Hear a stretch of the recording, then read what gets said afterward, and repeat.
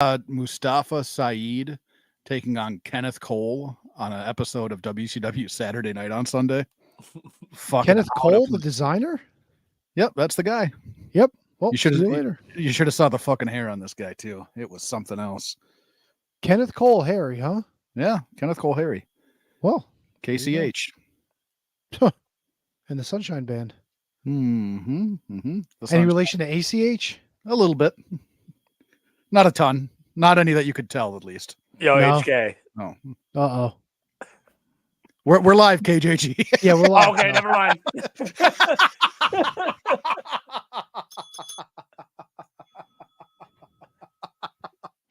I should have let it buck. No. Nope. Last week he repoed his own car. This man is nuts. About 5 years ago, he got my mother-in-law's. Yes. About 4 years ago, everybody got your mother-in-law. Fucking great line. A beautiful line. Holy shit. Bobby Heenan and Mean Gene Okerlund, the commentary duo that we never got, but we so desperately needed. Been fantastic. I forgot that Mean Gene actually was in the booth. Yeah, but if you go back and listen to his shit in the 80s when he was in the booth, it's a lot of, it wasn't a lot of what a maneuvers and look at that. It was a lot of, everything I hate was, that. Oh. I hate that when announcers do that. Like emoting, like making noises and stuff. Yeah, no, I'm with you on that. Like, you're not a fan. Like, I mean, you are a fan, but like, don't react. Call it. Like, you know what I mean? Like, if you're like, talk about it. Don't like. So then, what are your thoughts on Samantha Irvin being all emotional all the time, doing like ring announcing? Oh, love it. No. Really? Yep. Yeah. Absolutely Love it. Like, when you're talking specifically about when Cody like, what's Rhodes. the difference when she's getting like, no, like when she gets her emotional, like when somebody wins a match and she's, you know, she's not going, oh. Yeah, well, but there's a big difference between a commentator and a ring announcer too. Yeah, that's also a good point. Yeah, but I mean, Howard Finkel never really got more emotional other than his own. No, Howard Finkel didn't have emotions. No, he didn't. He's stoic, man. No. And no one was a bigger fan of wrestling than Howard Finkel, and he just still let it go. I love that the Samantha Irvin announcement of Cody Rhodes winning the belt. I thought that was awesome. You're only smoke and mirrors. Whoa! You're only Steve Lombardi. Whoa! Are you guys talking about Steve Lombardi? Did Steve Lombardi come when I was having my issues? Steven Lombardi? What? Steve Lombardi. No, we've talked about this before. You've never seen that clip of John Cena singing Cody Rhodes' theme song backstage? Yeah, of course. Yeah. So that's what he says. He's like, Cena's like, wow, there goes Steve Lombardi. Wow, there goes Cody Rhodes. Did he really say that? Shit. Oh yeah. It's been a while. I can't verify. Only Steve Lombardi. Wow. There goes Cody Rhodes. We'll get it. I'm sorry, I was having technical issues before we went live tonight, and now I'm playing with Farrago's open, and I was playing music to test everything out, and found some like of the you're old. Still having technical issues. Why do I not? Do I sound okay? Am I clear? No, I'm just going by the drop. You sound great. Oh well, thanks, pal. You too. Yeah, you're welcome, bud. Thank you. Oh boy. Well, we've got an episode full of action-packed action. It was a Forbidden Door was open on Sunday with 45 matches starting at like 2 a.m. on Saturday. Good Lord. Look, in fairness, I didn't see any of the show. I had so much other shit going on this weekend, and I was not cramming any of it in today. How was that in fairness? Well, you should have said full disclosure.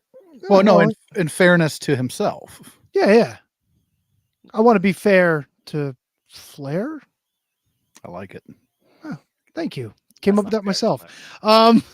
So I don't know. I mean, we got a pay-per-view to talk about. I think Kate the Great's joining us for Kate's Corner tonight, right? Oh yeah. Yeah. So I'm sure Kate will want to shed some light on CMLL and AAA and in New Japan and whoever else showed up at Forbidden Door. And I don't know what else we got to talk about. I mean, everything, my man. I mean, I guess Money in the Bank coming up next week. Did Did the last TNA? episode of Who Killed WCW air last week? Okay, so we got that to talk about. I didn't watch it, so we can't talk about it. I didn't watch Forbidden Door, so that's out the window. No, Yeah, well, okay, so we're all right, tonight, folks. so we're not talking about Forbidden Door. We're not talking about Who Killed WCW. Who watched Raw and SmackDown? I watched the Steiner documentary. I got There to was a see that. Steiner documentary? Yeah, it Yeah, was on last the night. Legends, the biography, if you will. Oh, like the A&E gimmick thing? Yeah, I will watch that tomorrow. That's like priority viewing for me. Man, so I'm far back. I heard Cornette talking about, I guess last week or was the 2 weeks ago was ECW. Mhm. How many more fucking ways can we tell the ECW story? I mean, How many more ways can we tell the WCW story? fair enough. Fair enough. But we'll get into all that. We got a lot to talk about. Kate the Great is joining us tonight. We don't have a guest. However, the Fourth Wizard is planning on doing a run-in. So I'm hoping we talk about New Japan before he gets on the show, because I don't feel like having the show go till fucking 10:45 tonight. All that and more coming up next on episode number 696. Coming up on at number 700. We are the Shining Wizards Wrestling Podcast.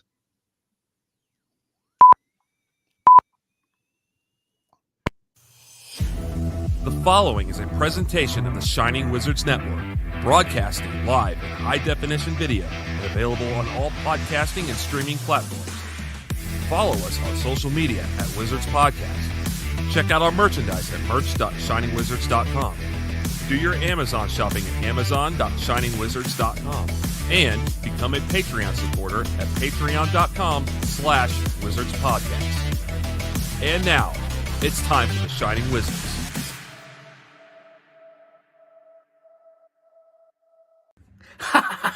This is Jim the Anvil Neidhart, and whenever nobody's home, I'm taking a grumper with the door wide open, listening to the Shining Wizards. Wait, I'm gonna be who?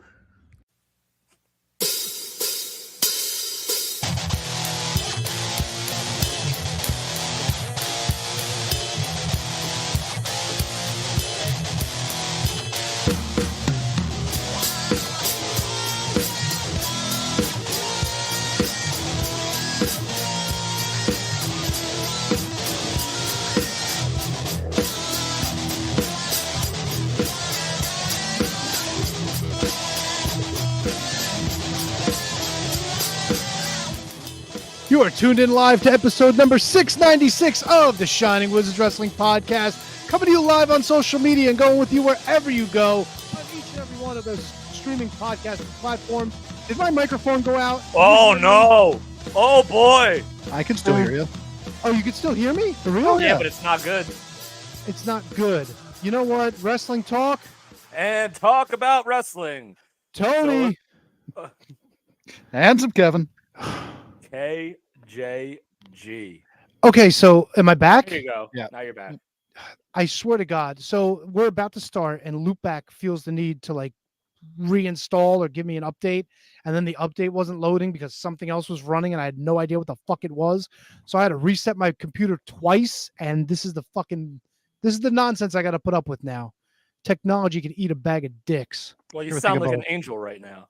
Yeah, you sound Do I great. really? Because Yeah. I keep getting quieter and quieter in my ears. I don't know why that is. No ears? This whole fucking and now I'm feeling like there's static. I'm ready to throw this shit out the fucking window. You ever think You about want me to, upgrading that you want me computer? to take the helm? You want me to steer the ship or what? You want to I take a mean, little if you fiber? want to steer the shit. Oh, You just, no. yeah, now you're good. Oh no! Whoa. Oh boy! Oh boy. It's a meltdown. Oh no! Uh-oh. What's happening? All right, well, He T gave it done. a hammer fist is what Oh, happened. big old hammer fist. Hammer fisted it, and now it's Angie might have knocked it out. Unbelievable. Yeah, there you go. Unfucking believable. Oh boy. No more hammer fist, Tony. And this is the stupid little gimmick that I bought to make things easier, and it's been nothing but a fucking heartache.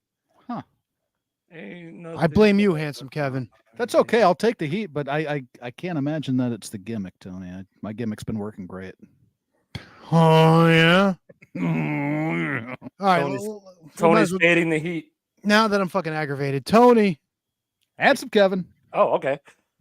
KJG. I mean, I feel like it's not a proper intro if we don't do the whole fucking intro, even though Well, you know. we did do that. Did we? Yeah. Oh, well, fuck it. Now we did it again and I can actually hear it. Yeah, sometimes you got to do it twice. Sometimes Well, you can't finish the job on the first try. But not in the last about 15 years. But Yeah, it's getting harder for me to follow up too. yeah, How you guys Follow up. doing? How you doing in the follow up department, KJG? Follow up on what? Like what's your reload? What's your reload time? yeah. In terms of what? Oh, come on. Your love gun, bro. Oh, 5 seconds. 5 seconds. Yeah. Good Lord. 5 seconds. Your room's got to look like a snow globe. It's like fucking walking around a movie theater. I'm not doing it, but Minimum But yeah. 24 hours. Minimum. Yeah. really? Yeah. Sometimes I might, if it's a morning, I might be able to get a night in. All but right. So here's the minimum 24 thing. Here's hours. what's different about our situations. You're married. Yes, I am. So you're probably, well, you're 100% definitely more than me.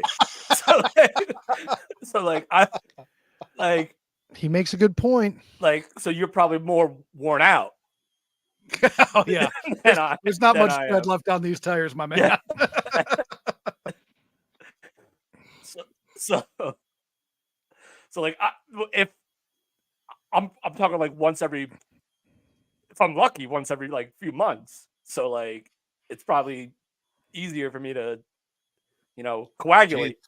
Gotcha. So it's a 5 second shot and a 5 second reload. No, Wow. I Calling him Quick prepare. Draw McGraw over here. I prepare for it. Oh, gotcha. You If get I out know the it's going to you get out the poison. yeah. I gotcha. Yeah. I love how you two just fucking took a big swig at the same exact time. You're like, yep, gotcha. Go. I wasn't expecting the show to start this way, so I'm going to need to have a few libations to get through it. So Hal Day chimes in. Pew pew. I was Brendan. expecting. His floors sound like movie theater floors. Because they're sticky. That's the joke. Well, Yeah. It's all right. No wonder why you wear Alan Day just coming here killing the fucking room. no wonder why you wear socks in the house, KJG. that's right. I've always worn socks in the house. Stiff Oh. ones. Nah, they're pretty good. Look at those tissues stand up by themselves. Do people actually do that? Do With what? socks? Do what? With socks. Come on. Yeah, I never understood that either. Like, I guess some people do. I've never understood that. I'm sure there's Do a you lot think of people people buy that do socks things. for the sole purpose of doing that? No, I would think you'd have to get a nice worn-in sock. No. Wait a second, though. Think about that. How great does it feel to put a brand new sock on your foot? Yeah, it kind of does. Nice and fluffy. Yeah. Some So little fuzz balls in there. there's definitely people buying brand new J off socks. J-off socks. All right, I'm writing that down. Jerk off socks. Yeah. Hey, J-off. Kate's joining us in a few. Did you just call Kate a J off sock? No, I'm just one thing doesn't necessarily have to do with the other. That's true. No, but we should probably curtail this conversation before she. are you before she kidding me? jumps in. She's probably got thoughts.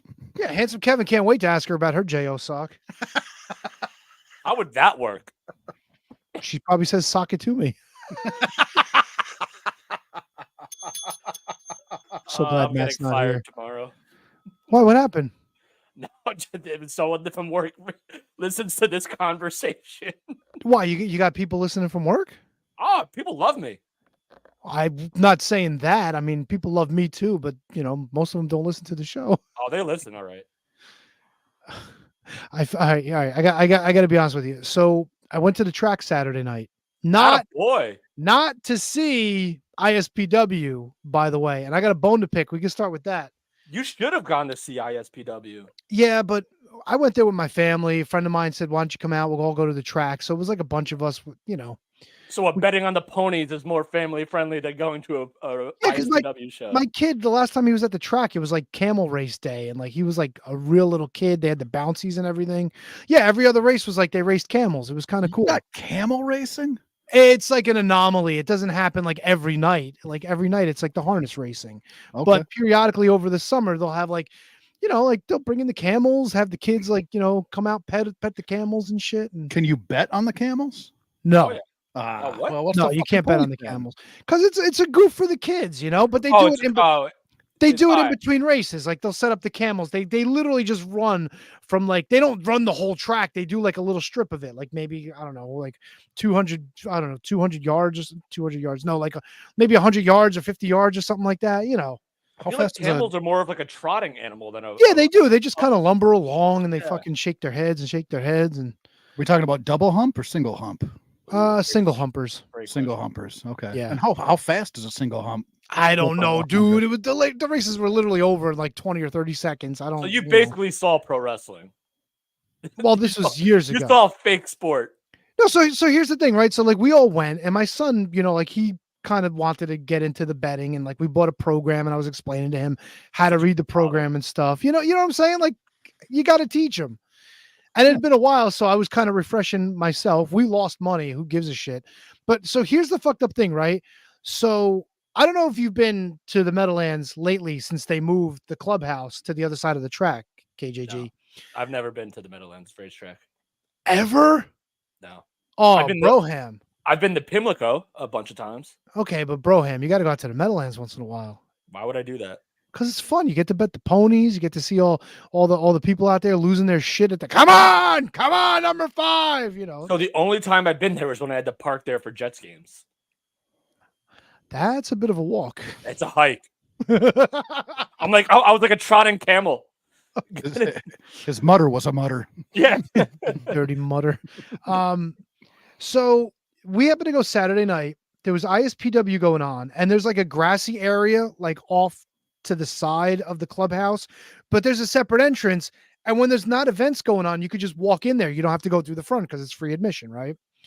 So we're gonna walk in there, and it's like, oh, you got to buy tickets, but it's like we're gonna buy a ticket. Like I want to go fucking bet the races, So we didn't go there with the intention of seeing wrestling. So we went through the clubhouse. We went in the main entrance.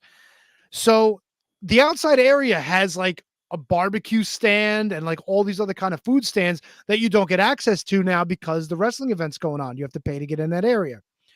The food court in the clubhouse is closed because there's a private party going on. So there was party was there? Yes. Mark Quinn was there. He was handing out fucking, I don't know, whatever Was he he hands humping out. the ramp? He was humping. Just one hump though, not two. One hump camel hump?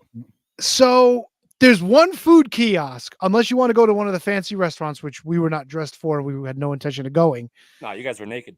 And they had like your typical shit food, like chicken fingers, burgers, pizza. They didn't have fucking burgers. We were there at 6:30 p.m. It's not like they had a fucking run on food. They were completely out of burgers. So it was like chicken fingers or the shittiest looking fucking slices of pizza you've ever seen. It was garbage food. Like Garbage. school lunch pizza? Fucking Elio's, but round shape with a crust instead of square. It was so bad. God. We had fun though. Lost a bit of money. Then it started pouring. How much Got you fucked. lose? Like $20. Come on, that's a win, dude. All right. I only had bet like $20, so But we were trying to do like exactas, trifectas. I hit a trifecta, but I wheeled it and it fucking didn't pay off. God, it was all fucked up. I won, but I wound up paying out more than I won anyway. So I was like, what am I doing? I have no fucking idea what I'm doing at the track. But we had a good time. Betting the ponies. And I went and saw Kevin Smith yesterday at the NJ Pack. Me and How was Manji went. It was good times. Oh crap. Yeah. Does he still like is there a lot of new stuff since he was doing his old stuff? He had a great story. He was driving up from, I guess, the Highlands to come up to Newark. But when he flew in last night, he forgot to pack underwear. So he had to stop at the Middletown Target to buy a pack of underwear. And long story, very short, it's Kevin Smith. It's always a long story. Some 17-year-old kid behind him online propositioned him to go to his house and fuck his mother. And then he goes, dude, XLs? No way. Because Kevin Smith's buying extra large underwear. He's like, bro, there's only two people that wear them kind of underwears. He goes, fat dudes and dudes that are packing. And he goes, and this kid's 17. He goes, I can't talk to him about my dick. He's like, I might go to jail. So I'm just like, So yeah, so he had a fresh story right out the box, and then plus he was telling stories about when he went to the mental institution out in Arizona, telling stories about that. So it was a lot of good shit, you know. Sounds like it. Yeah. Speaking of good shit, hi Kate. Hi, how are you? What's Doing going on, well. fellas? Doing well. It's time for Kate's Corner. Talk to Kate. I'm going to put up the gimmicks. That's right. It is Kate's Corner. And This is my Kate, corner. I'm it's in your the corner. I'm in the lower left-hand corner today. There we go. That's right. Oh, do you want to? Here, now you could be by you. No, I'm by, It's I two can talk to Kates. myself. What's going on? That's two Kates. That's freaking me out. Actually, switch it back. No, I'm going to Two put gates too many, man. It's weird. Here, hold on a second. I'm playing around with gimmicks here. Let me try this. How's that? There we go. Nice. We may or may not have Kyle's fists in the background. I don't know. I don't think we have a background for Kate. Maybe we do. Maybe we don't. I don't know. Kate, how are you? I'm exhausted, but I'm good. How are you guys? We are fantastic, but we don't matter. You matter. This is Oh, Kate's stop. Corner. Oh, I fucking matter. No, you know what, HK? No, you don't. Not in these. You no. matter to 15 minutes. me. Yeah, You all Kate matter to matters. me. Maybe not as much as Kate, but he matters. Nah, no, No, yeah, not as much as me. No. I'm Whoa, just whoa, whoa. Back here if you need me. Yeah, exactly. It's Kate's Corner. It's my around these here parts, just this part. I'm the big shot, okay, and this corner right here. The rest is your domain. But That's a huge point by you. Huge point by you. thank you. So, Kate, you were at Forbidden Door, were you not? I was at Forbidden Door. I was at the media scrum and miraculously was out of there before 1:30 in the morning. So that was refreshing. And yeah, it was a great time. This is the second Forbidden Door I've worked, and because it's essentially an all-star game, it's just like a really, really fun environment. It just kind of feels like a concert more than a wrestling show, because everybody is kind of just like rooting for professional wrestling. Even like, I know the crowd turned on Mercedes, but it was kind of like the energy in the arena was like the crowd just collectively remembered she was from Boston and just wanted to chant about the Celtics and the Red Sox and stuff. Like, it was very, very playful energy in the building the whole night. And considering it was a 14 match card, I got to say the pacing was pretty impressive. Like, Didn't they hit 15? Because we picked 14 and we missed one. Yeah, no, they added Kyle Fletcher and Serpentico at the very beginning. They added 30 minutes to the pre-show, by the way, too. The pre-show is 90 minutes. That's insanity. That was well, it had more matches on it, so that I appreciate. Like, it kind of drives me nuts that WWE does a 2-hour pre-show with 0 matches. I'm like, there's nothing you can possibly do in that time. Like, if you're doing I skip it. Yeah, so I do too. Like, I cover these events, and I'm like, if you're doing a 3-hour PLE, I'm not watching a 2-hour preview of that show. Like, You don't want to hear Booker T saying shucky ducky quack quack for 2 hours. I don't want to hear Booker T say pretty much anything. It's bad enough on Tuesday nights. He's rough. He is. I don't know how he continues to get jobs as a commentator. He has his place, but he does not belong at the desk. I think he's good on like pre-shows. Yes. But like, I'm convinced he does not watch NXT. Like, even when he's there, like he does not know who people are. It's terrible. Nick Joseph totally roasts him all the time. It's fucking great. It's delightful. Man, leave me alone. I'm ordering my Applebee's. He'll just everything is like about like, man, this guy's heart and champagne wishes and caviar dreams. Like, you could just have a soundboard with the 5 things he says and press them, and like nobody would notice. The last thing you need is AI Booker T. Yeah. Oh, we're headed there. We're headed there for sure. It is kind of weird that he's taking material from Robin Leach too, isn't it? Yeah, and like really, really dated material. Like, all of his pop culture references are from like the 80s and earlier. It's an odd thing, but all right. So So Kate, obviously we can talk about NXT, but the big story is obviously Forbidden Door and what Sure. went down on last night. So what were your, let's put a number on it, your 3 biggest takeaways from the pay-per-view that we got last night?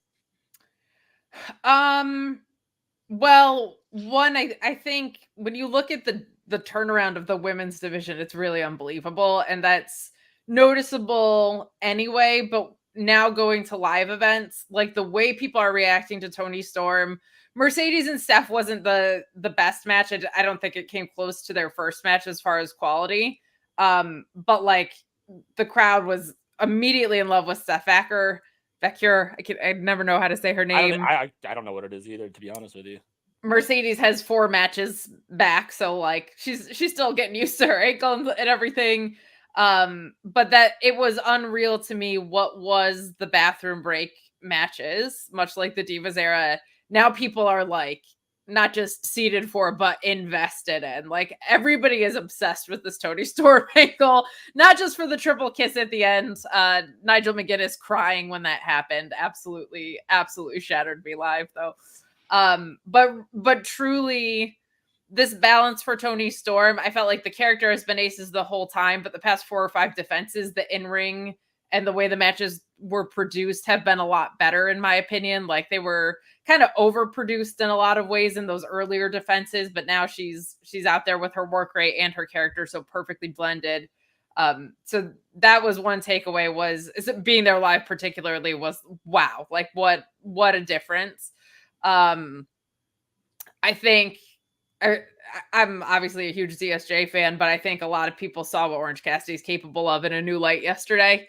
And that was really, really cool because I felt like for a long time, well, I've always liked Orange Cassidy. There was a formula to his matches that never changed of he gets some offense in. Yeah, the pockets, the kicks. And he's always on first. Like, and he has his comeback and whatever. Then they kind of during his international title reign broke out of that, which I felt like was good. And then it almost felt like we were reverting back to it as he hasn't been like in a proper story outside of the Trent stuff in a long time. So that match with Zach was just really cool to see the arsenal that he had to go to dealing with a completely different style wrestler. And the third takeaway is just like how inevitable Will Ospreay is. Like this is Swerve's time. The crowd was so hot for both of them. There were Whose House chants the whole night, like in between and before the show started. But like Will Ospreay is the perfect definition of what happens when like the right wrestler beats the right environment. I feel that way about like Jade and Cody in WWE too. I think they're better fits there. Yeah. But like Will in AEW just is the perfect connection. And I'm so intrigued to see where his trajectory goes because he lost. I don't think they're doing a rematch at Wembley because he's not in the Owen, obviously. But that is unreal to experience his entrance live. The Hayabusa entrance too was just like so extra, an incredible match. And I feel like we say that about most Will Ospreay matches, like that it's a match of the year candidate. And I think Swerve is excellent too. So to see the two of them going at it, I think it was smart to clear this out before Wembley because I think a lot of people were like, he's just a placeholder until Will wins it at Wembley. Like they clearly made an effort here to be like, that's not what happens in AEW. People don't just come in and win titles outside of Okada holding that title and Mercedes, but like she should. The amount of money they spent on her, she should.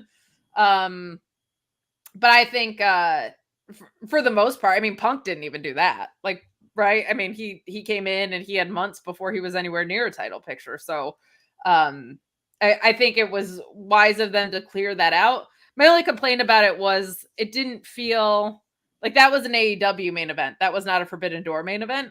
So it when you had Danielson, Okada, and Ospreay and Kenny last year, it just kind of felt like this doesn't feel like the fusion show in that regard. It was like mostly like here's a bunch of multi-man matches with other guys.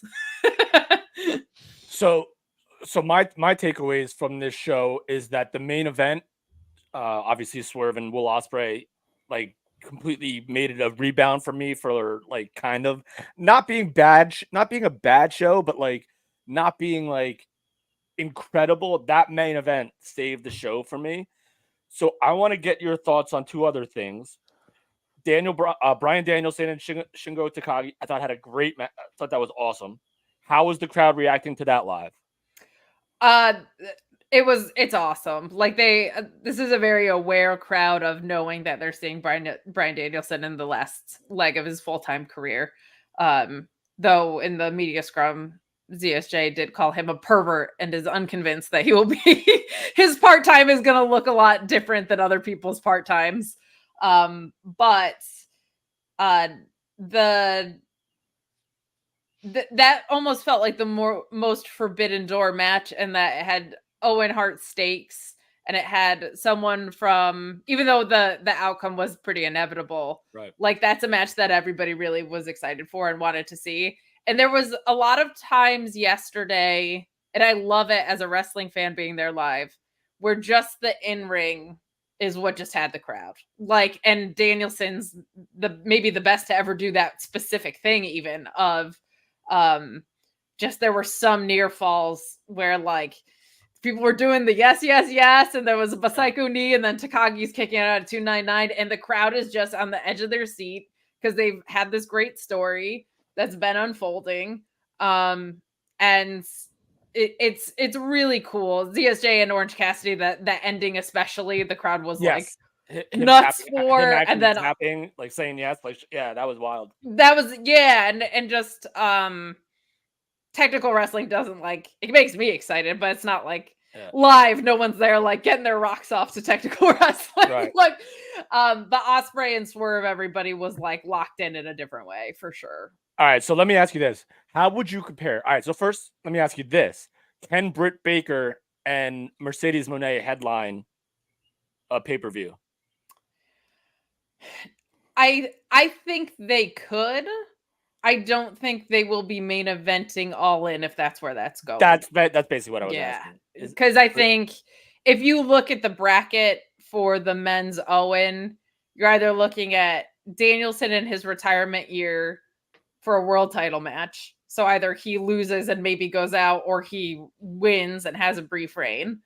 Or you're looking at this version of Hangman versus this version of Swerve at Wembley, in all likelihood. Assuming that's what that looks like. They might co-main event it, but I think even if you co-main evented it, like the crowd's gonna be nuts for Mariah May. Like assuming she's winning the women's one, which there's a fun story there because Toni Storm has beat everybody in the Owen in her defenses. So like if Mariah May beats everybody, she is kind of hanging at Toni Storm's level. That's a good story there. How did you feel about the post match with that? With that the smooches? What's it? Yeah. No. All right. So not that smooches excluded. Like the fact that they just kind of like just squashed everything after like all this months and months of stuff that they have done and the bottle and all that stuff. Like, were you okay with that?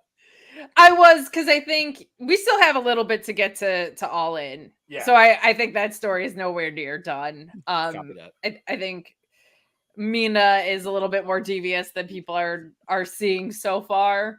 But I think Mariah May beating Toni Storm at Wembley will be the best women's story that they told easily since Britt and Rosa probably ever.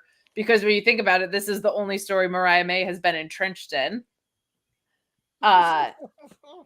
Since she arrived, she's been Toni Storm's shadow this whole time. So like her entire existence in AEW, to have this payoff of her getting to the world title is something that could be really cool and special. But Britt versus Mercedes definitely could.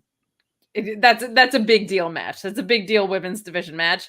Britt's coming back to a different division though. That's gonna be because she's never been not that she's bad, but she's never been like a work rate wrestler, and now all of a sudden this division is stacked from when she left it. So it's gonna be interesting to see. Whatever happened to Reba?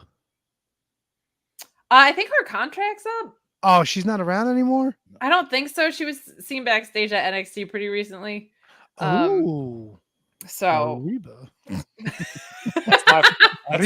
that's my forbidden door. NXT TNA. That's my forbidden door, baby. They're doing some cool stuff there. Yeah. They're doing some cool stuff there. So do you think the involvement of CMLL helped or hurt this show? The people it's very for. So I think that was helpful. For the sickos, I think if you're going to involve this many promotions again, you should make it a 2-day event. I think that's where it needs to head, because this was an loaded to overloaded card. And there's no way for everyone to get their shine. No, here's the problem. If you make it 2 days, you're going to have 28 or 30 matches. There's no way Tony Khan splits this up into like 6-7 matches a day. There's no way. If you make all in 2 days, you get your Britt Baker, Mercedes Moné main event. Not everybody should get a shine either. No, but when you have, this had 4 promotions involved. So like, I feel like the only downside of CMLL really being involved is like none of their guys really got to win. What was the 4? You said 4? What was the 4th? Stardom. Oh, okay, duh. Yeah, okay. So I think what I would do if I were them would be to make it a 2-day event, but in multiple locations. Like do an Arena Mexico show one day. Oh God! I think that would be so cool. It's ambitious, but I think that would be so fun. Yeah, but at WrestleMania 2 was a disaster from a production standpoint. Not to mention, no. She's saying 2 different days. Yeah, so do day 1 like in America and do day 2 in Japan or Mexico. Probably Mexico, because it's just like that's just not that far. Like that's an easy place to send talent. Yeah. But I just think that would be cool on each show, so you could just send a certain roster this place, certain roster that place. 100%. Yeah, 100%. So that's what I would do. It's ambitious, but I think it could be really, really cool. Well, here's what I want to know, Kate. You shitting with the door open? Oh no! No, not unless my dog sneaks in and opens it. Yeah, see, that's the right answer. All right, that's all. No. That's all I had. No. Where are you on socks in the house? Always have the socks on in the house, and I put on deodorant after I shower. Because you're not an animal. She's not like a new guest, right? Like, I think I've answered these questions before. Listen, we need clarification. There could be some new listeners, and Kate's part of the show. No, or like, what if my policies change? Like, sometimes it's good just to check in. But I'm still a socks on in the house gal. I'm still a shit with the door closed gal, and I'm still a put on deodorant after you shower gal. That's just the way I roll. You still good on the wink too? Thought so. What about other socks? Oh God. Hopefully she wasn't listening to the show before. We're just gonna leave that one out. Yeah. We'll just keep moving. Okay, so no JO socks. I got you. Good. All right. Well, I don't need such a thing. That's not how that works at all. That's why I was asking. I don't have a penis. That's a great point by you. Hey, it's 2024. If you do, you just imagine one. But I'm Kate. Look at my big dick. No elephant hose for me. No elephant hose for me. If she had one, she'd want a small one. I gotcha. No, if you're gonna do it right. Ah, gotcha.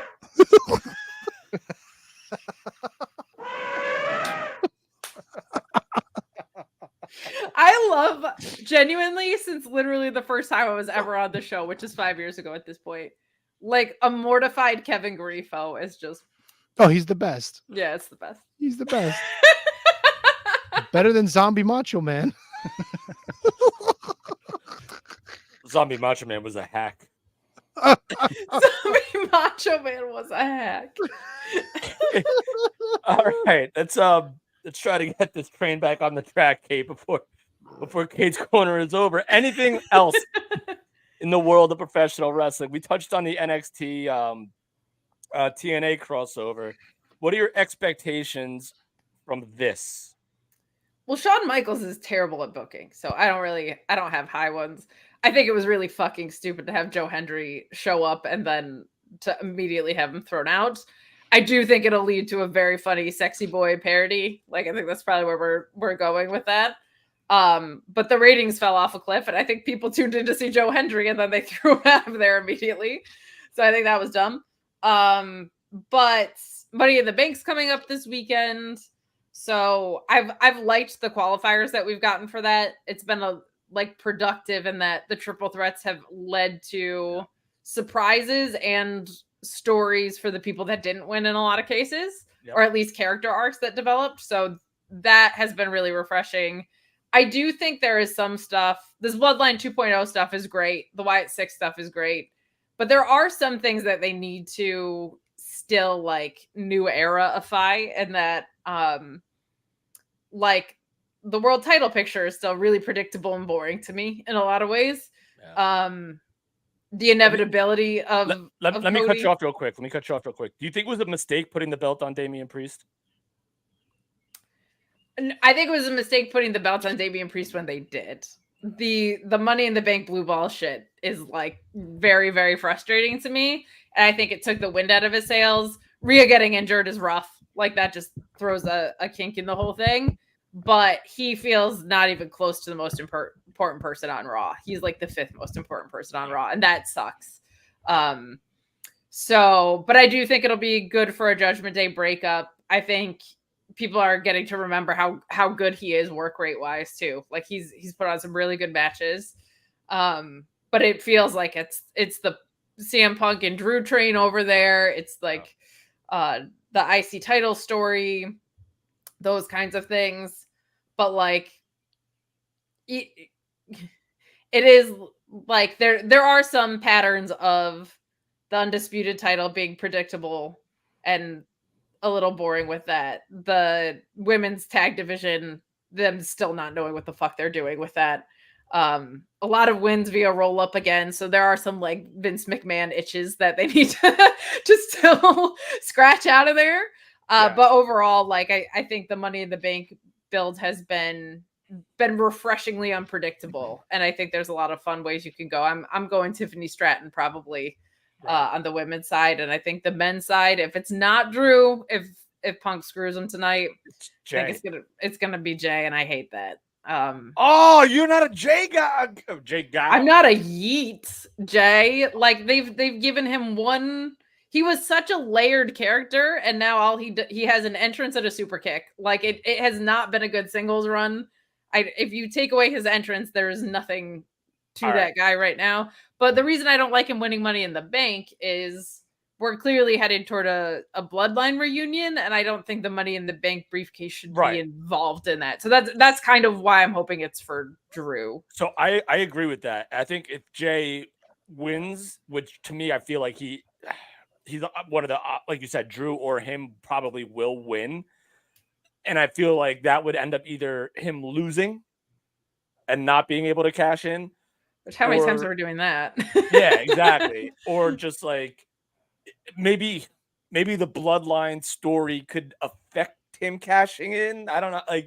It could be something where that's so dastardly that he's all right, now I'm going back with Roman because these motherfuckers screwed up my cash in, and my only way to get revenge is to team with Roman. I don't know. I'm just that's armchair booking right there. I hate the cash in on a mid-card title thing, but if you wanted to give LA Knight the moment, him cashing in on Logan Paul would be fine. He should beat Logan Paul. He should just I don't think you need it to get there, but it's an option. It's an option. But it's nice. There's a couple dark horses that you can buy into and kind of see paths for. Andrade, Chelsea. Chelsea would be so fun. I think it's Tiffany's to win. I think Nia beats Bailey to a pulp, but Bailey survives at SummerSlam, and then Tiffany comes in and cashes in. I think that's a solid story on the women's side. But it's good. I'm looking forward to the bigger pay-per-views because these 5-match ones are just they feel like supersized episodes of the TV more than it's supersized episodes of the TV with a great crowd for the most part. That's the way it goes. In my house, it's true. In your house. That's what In Your House was essentially. It was supersized television. It's very much that. It's very much that. But I was waiting to see if anybody else had anything to ask KTG. I'm ruling the roost here right now with her. It's basically the KTG and KJG show. Well, you get It's all mostly like Kevin's asking me about wrestling, and then you're like, "Do you shit with the door open?" Well, I want to know the important things, really. Yeah, you're asking the real questions out there. I appreciate that. No, it's okay. I was so tempted to ask Kevin Smith last night when the last time he shit his pants was. Oh, you I should considered a have. missed opportunity. Are you excited about Yeah. the announcement that AEW made last night about the New Japan Wrestle Kingdom Wrestle Dynasty stuff? I think it's really cool because I think it follows Wrestle Kingdom. So that's like a fun to have another like super show in Japan. I think one will be very beneficial because New Japan needs it right now. And two, you'll have like a whole reset board on Wrestle Kingdom stories. So them getting to do those back to back as opposed to like New Year's Dash and the stuff that they kind of normally do with New Japan, I think that's going to be such an energized thing, and they'll probably sell really well because people that are over there for Wrestle Kingdom will just stay. So I think that's very cool. And obviously we can't touch on all 15 matches of last night, but what did you think about Naito getting the IWGP Championship back? Any thoughts on that? Or you just kind of What's your? I thought the match was not good. Yeah. I thought the result was probably the right call because whenever AEW has another company's promotions, they kind of belt like they hold them hostage. Moxley, to his credit, worked Dominion, and I think that meant a lot to him to have that run. But Naito having it back, it's just tough because there's like Tanahashi can't really go anymore. Naito's looking rough. Like it's tough in New Japan right now, and they've really got to get there. They got to start pushing the Gabe Kids and the Zack Sabre Juniors and the Sujis of the world because their star power is ailing. And I mean, Naito's had surgery on his eye 3 times, and they were like, "That's it. This is the last one you get. Otherwise, your eye is dead." So I think they're trying to get it in before he retires. Naito and Zach have so much history. I think you probably have him win the G1. I think it's probably his year for that, but they lost Okada, they lost Ospreay. They haven't been great at making new stars. Like they need to get the Sujis and the Fujitas and the Gabe Kids of the world made so that they can kind of carry that promotion moving forward. Yeah. I think it's a foregone conclusion that Gabe Kidd is the future of if not the next top guy, he's on his way for sure. Definitely. Yeah. Definitely. Yeah. I think so when I said like Swerve and Ospreay didn't feel like a Forbidden Door match because they were both AEW guys, I was like, I would have loved me some Gabe Kidd versus Swerve. I think that would have been super fun. I understand why they didn't do it, but like, man, Gabe Kidd coming into a Casino Gauntlet match and winning that to face Swerve, the shit talking would have been phenomenal, but I'm sure we'll get that down the line at some point. The interpromotional stuff is just awesome across the board right now. Oh, come on. MJF and Hechicero. Come on. I thought it was fun, honestly. But like it's just healthy that WWE is working with more promotions than ever and AEW is working with more promotions than ever. Like I buy into the idea that a rising tide raises all ships or whatever it is, right? 100%. So like it's cool because there were people yesterday that were like, I didn't know who Steph Ecker was, but she's awesome or whatever. Like I'm all for the discovery of new talents, and I don't understand people who think that not being intellectually curious is like a flex. When people do the like who, I'm like, fucking Google it, loser. There's more than what's on your screen. I don't know if they struck the balance this year of getting every promotion involved in a perfect way, but I just think it's good progress for wrestling. Yeah, and he's not a new talent, but there seems to be some sort of resurgence in confidence in Daniel Garcia because they kept showing him during the main event. You were there live, but watching it on TV, they kept showing him in the crowd. So there seems to be, and obviously the promos on Dynamite and stuff that happened. So there seems to be some sort of push for Garcia to have some sort of involvement in the world title picture. I think, well, right now it's very much in the international picture, like based on what we got out of Buffalo and the promo with MJF and stuff. And I think him beating Ospreay because MJF costs him or something along those lines could be like a very, very cool thing because he's super over right now, and I don't think they can put him in another title picture and have him not win the title. Like the next one he has to win because otherwise his character is, as Tony would like to say, a fucking loser. So well, Garcia could take his pick 'cause there's a million titles. So there are 9 million titles over there. Find a way to put one on Takeshita and find a way to put one on Danny Garcia. That's all I'm asking. But Danny Garcia, he does like this shit. Yeah, he does. He's great though. Like the move away from like all the Jericho stuff to like his C2 run up through now has been really good. And he is over like Rover. They showed him on the scoreboard or whatever, or the Titantron. And when they cut to him, everybody like went nuts. Like he's the real Titan deal. Con. The Titan cut, the Titan. The Titan Con. That's perfect. The Titan Con. I like that. Why don't they just call it Coke Vision? The TK, just call it. Oh man, Kate, this has been a whole lot of fun. Is there anything else that you want to get off your chest here in the wrestling universe? Jesus, Kevin. I was gonna say in the wrestling universe, not so much. In general, I'll sit here and complain to you all day. No, I think it's really like everything's at kind of a good place right now. I feel like AEW is getting back to what made them great. WWE is slowly progressing. So just like watch what you like and have fun. It's a lot of fun out there right now. I just let it be known that Kevin was the one that brought up Kate's chest, not me. Mm-hmm. Matt, if you're listening, all right. So if you're listening, Matt, how figures of speech work, and yeah, how you don't. We all know it. Like when you say it, you're a dirtbag. I never said it. That was the point. But when I say it, I'm literally. Listen, KJG, we understand double entendre. We get it. It's supposed to be used. We get it. Mr. 5 seconds and reloaded over here. Kick Tony out. Little celebration. Kate, as always, a pleasure. I gotta go jerk off at socks, so I'll catch you guys later. See, she does. You were right, HK. Gonna go drain those big meaty clackers, huh, Kate? I just balls. Whenever Kevin has to cover his face, that's what I aim for. It's balls.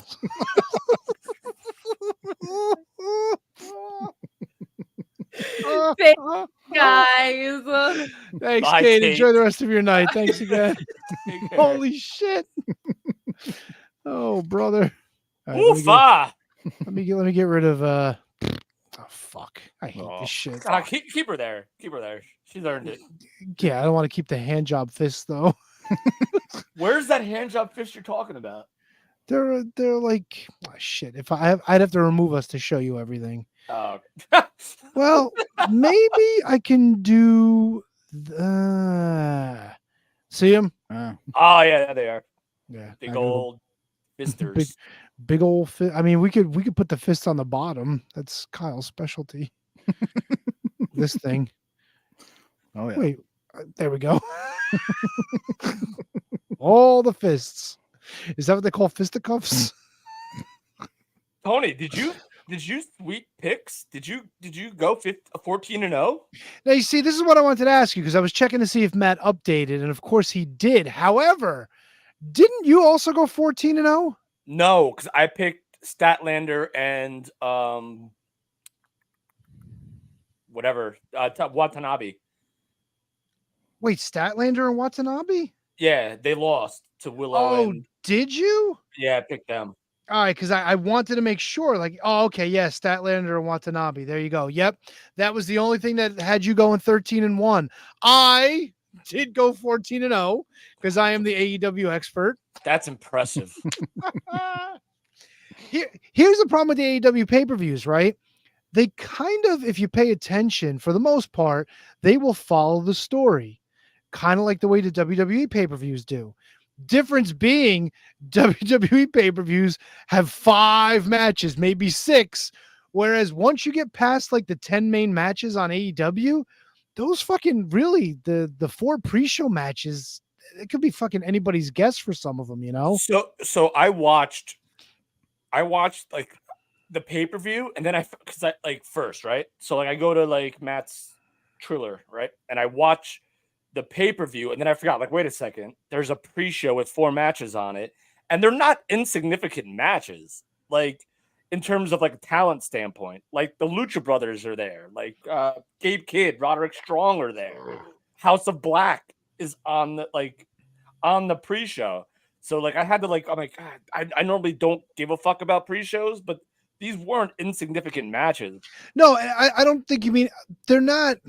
It's not that they're insignificant because there's tons of talent in these matches, but I think overall you could kind of do with or without them. It's cool having them there, but not really necessary for that whole, story that they're trying to.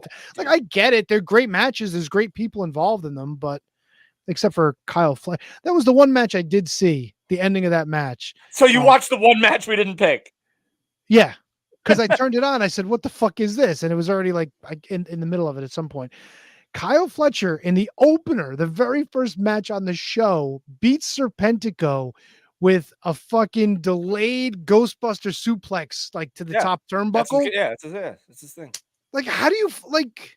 That's the kind of shit that like annoys me though, because it's like this is your opening match and you're opening with a fucking devastating move like this. Yeah, you know what I'm saying?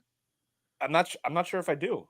Because like that's a fucking killer move, dude. You know what I'm saying? Like, that's a career ender. That's not even a finisher. That's like you want to fucking murder somebody. You hit him with a fucking suplex on the top turnbuckle.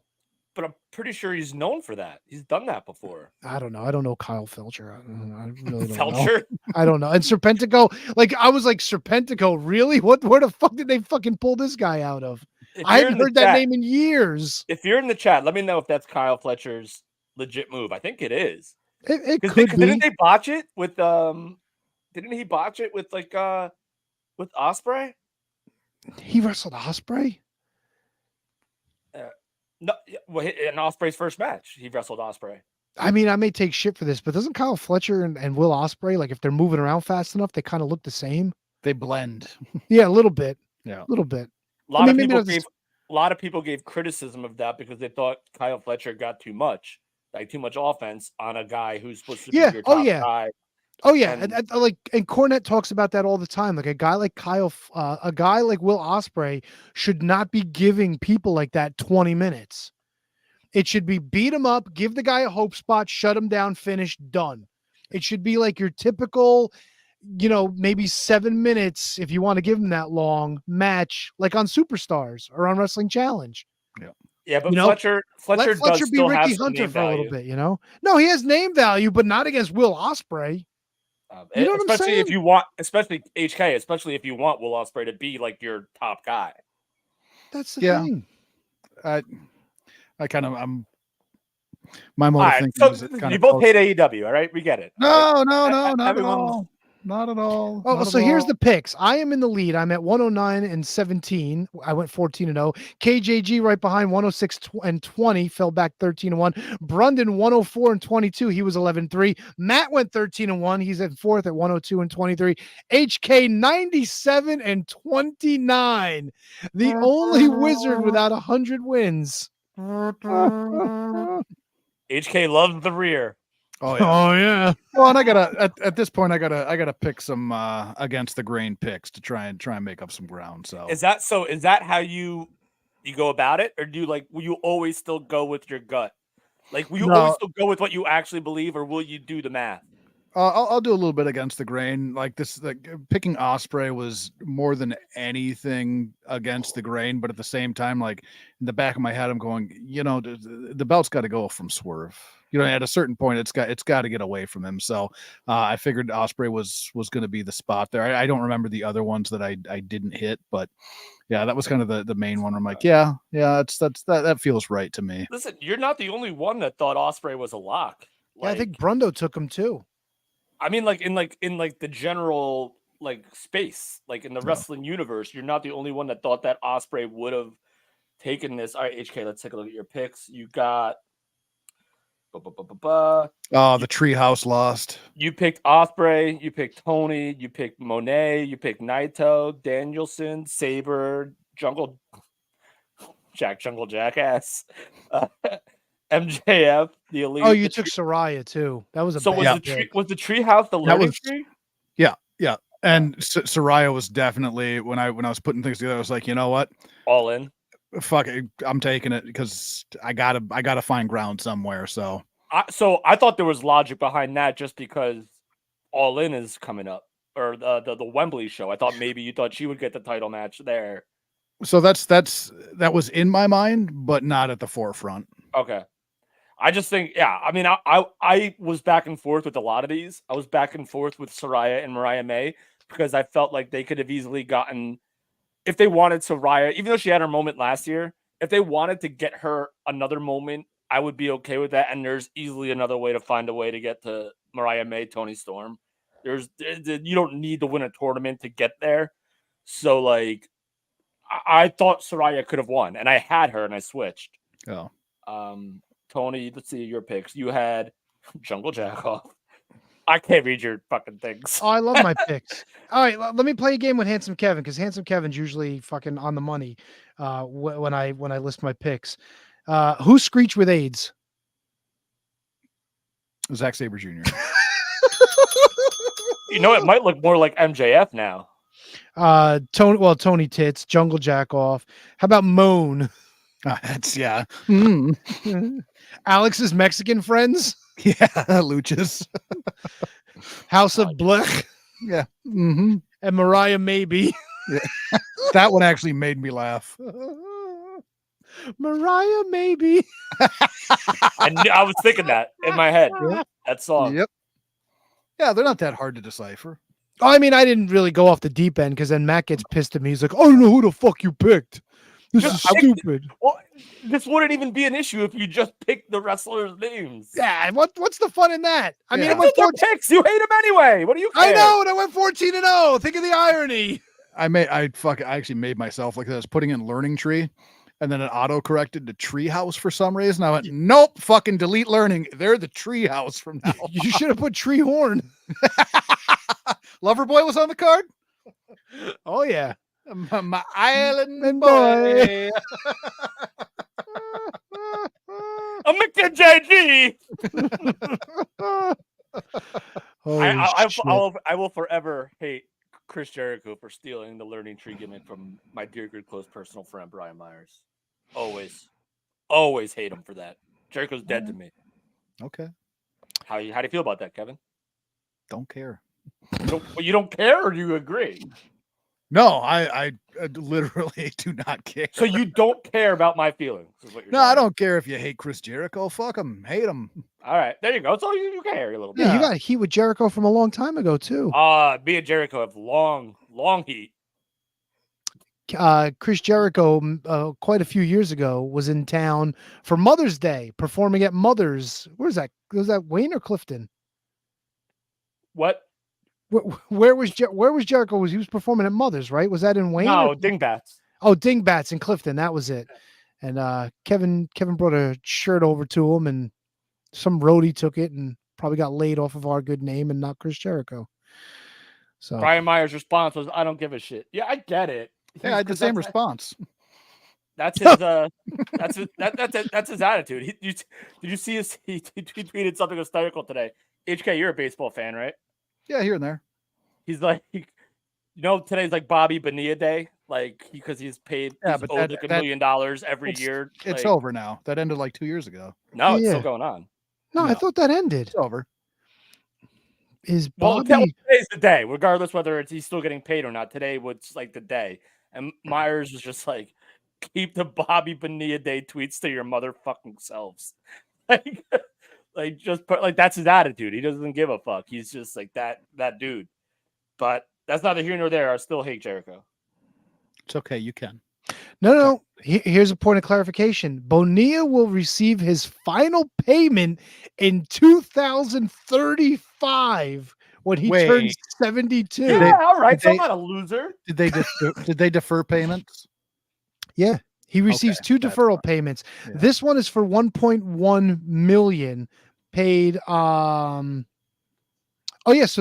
this payment is 1.1 million over 25 years with 8% interest. It was a deferral of a 5.9 million payout over 25 years. There it is.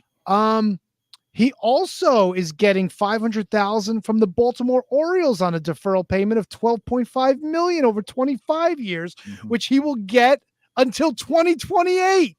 This motherfucker's getting paid. He's raking. My goodness. I wish Matt was here to talk about this right now, because Matt would have a strong opinion on this one way or the other. Or he could be like, oh, whatever. There's a lot more players getting these payments. Manny Ramirez is getting paid $2 million a year from the Red Sox until 2026. Chris Davis from the Baltimore Orioles is collecting $40 million over the next however many years until 2037. Chris Davis is such a weird story. He had such a great year and then totally just tanked and bottomed out. Like, he's absolutely bottomed out. God. He's getting paid on a 7-year, $161 million contract. He's getting paid another $40 million over the next 13, 14 years until 2037. This is crazy. Not bad. You gotta love sports. Oh my gosh. Bobby Bonilla is 61 years old. He will be paid until he turns 72. God bless America. What was the original end date prior to the defer? Oh, All right. I thought maybe they mentioned it. No, I mean, I'm just looking at the list. Let me go back a little bit.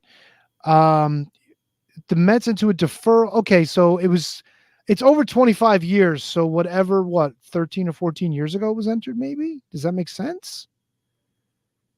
I don't know. Yeah. I don't know. Do a little digging on that one. We are now the Shining Wizards baseball podcast, where it's baseball talk and talk about baseball. Oh, and it's fucking burning Matt's asshole that he's not involved in this because he's a fucking Mets player. Matt's the baseball savant. He's the guy that knows more about baseball than all three of us combined. Now, you want to talk hockey? I'm your guy. So I guess Ken Griffey Jr.'s payments ended today. Yeah, he got a $3.5 million final payment today from the Cincinnati Reds, where he was deferring $57.5 million over 16 years.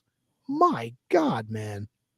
So for those listening in podcast form, HK is wearing a Bloodline hat. What NHL team is the Bloodline? Yeah, go ahead, Tony. San Diego Bloodline. Yeah. The San Diego Bloodline, all right. Yeah. Oh, everybody knows. Yeah. That's actually what they call their fourth line too, is the Bloodline. That is the greatest thing you've ever said on this show. I don't know about that, but it's close. No. For those hockey people, they'll get it. Yeah. I don't know, man. J.O. Sock was pretty up there. Yeah, J.O. Sock was good. The Bloodline. Imagine there had to have been a Bloodline in a hockey team, the fourth line. Yeah. I've never heard of it. But... It's a woman's panties. All right. On that note, Tony, I got 3 for you. No, I'm not ready yet. I know. Oh my God, what are we doing today? Yeah, you know what? We haven't done a commercial in a while. Let's get a commercial in there too. Yeah. As soon as it pops into queue. All right, KJG, give me the old 1, 2, 3. Back after this. We'd like to thank each and every one of you for tuning in every Monday night to listen to The Shining Wizards. If you'd like to continue to support us outside of listening, we've got a few ways for you to do that. If you shop at Amazon, go over to amazon.shiningwizards.com, do your shopping as usual, and when you make your purchase, a little bit of that purchase price will go back to support the show. If you like to wear t-shirts, merch.shiningwizards.com will take you to our Pro Wrestling Tees store, where we've got over a dozen great designs from over 11 years of professional wrestling podcasting. You can become a Patreon supporter at patreon.com/wizardspodcast, and the more you support us, the more things that you're entitled to receive, and believe me, they are fantastic. Continue to listen to us wherever you listen to us on the World Wide Web, and make sure you like, rate, review, subscribe, do all that good stuff. Helps us out, and we can continue to bring you the love fest that is The Shining Wizards.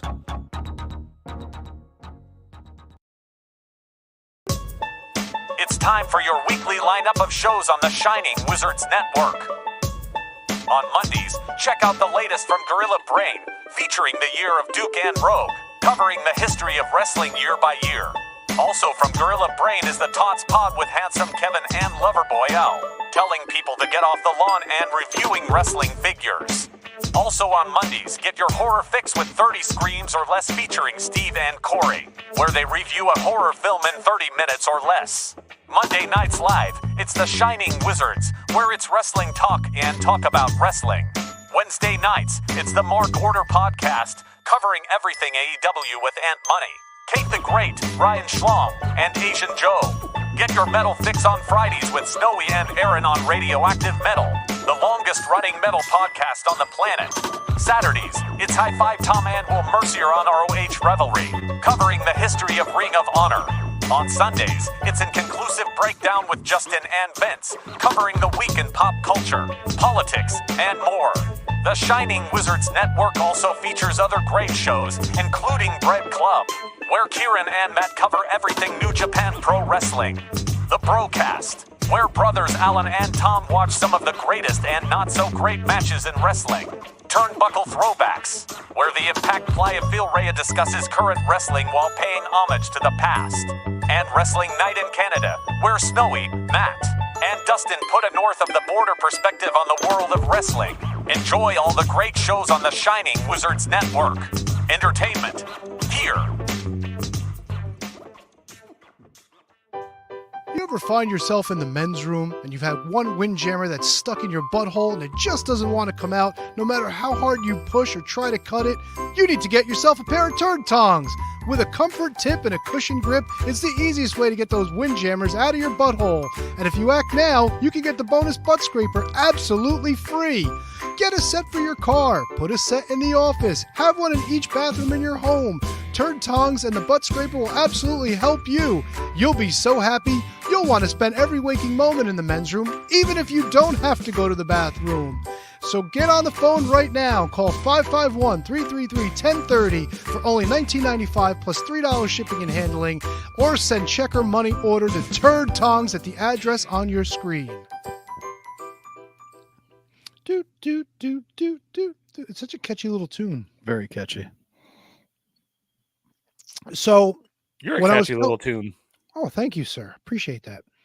So I was telling the story about going to the track on Saturday.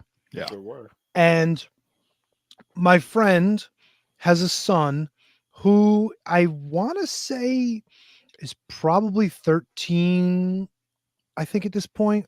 Let's just say he's 13. And he likes to listen to our show. Oh, that's not good.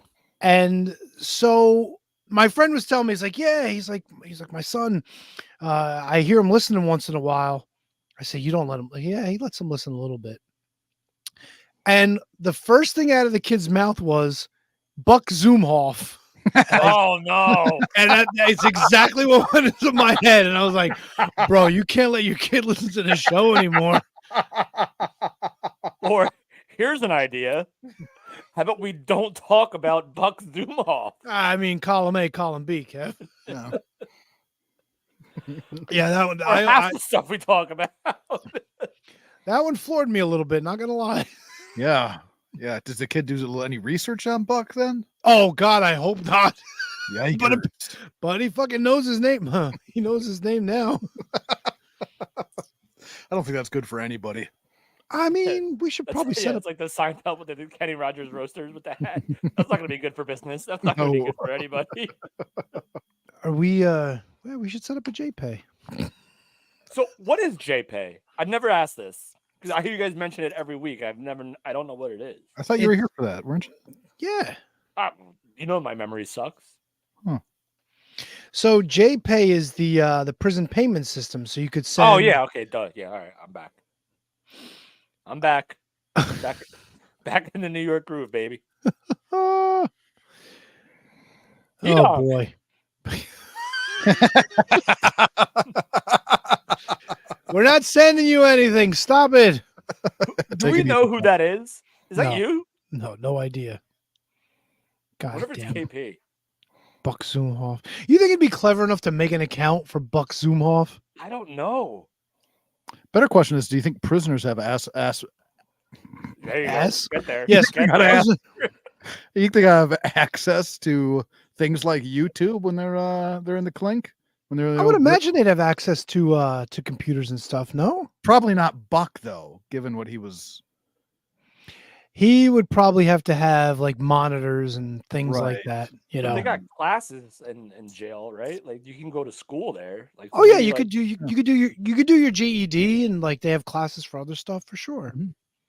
yeah, so I don't know. I don't know. We are in 2024, so maybe that instead of books, they actually do have like computers.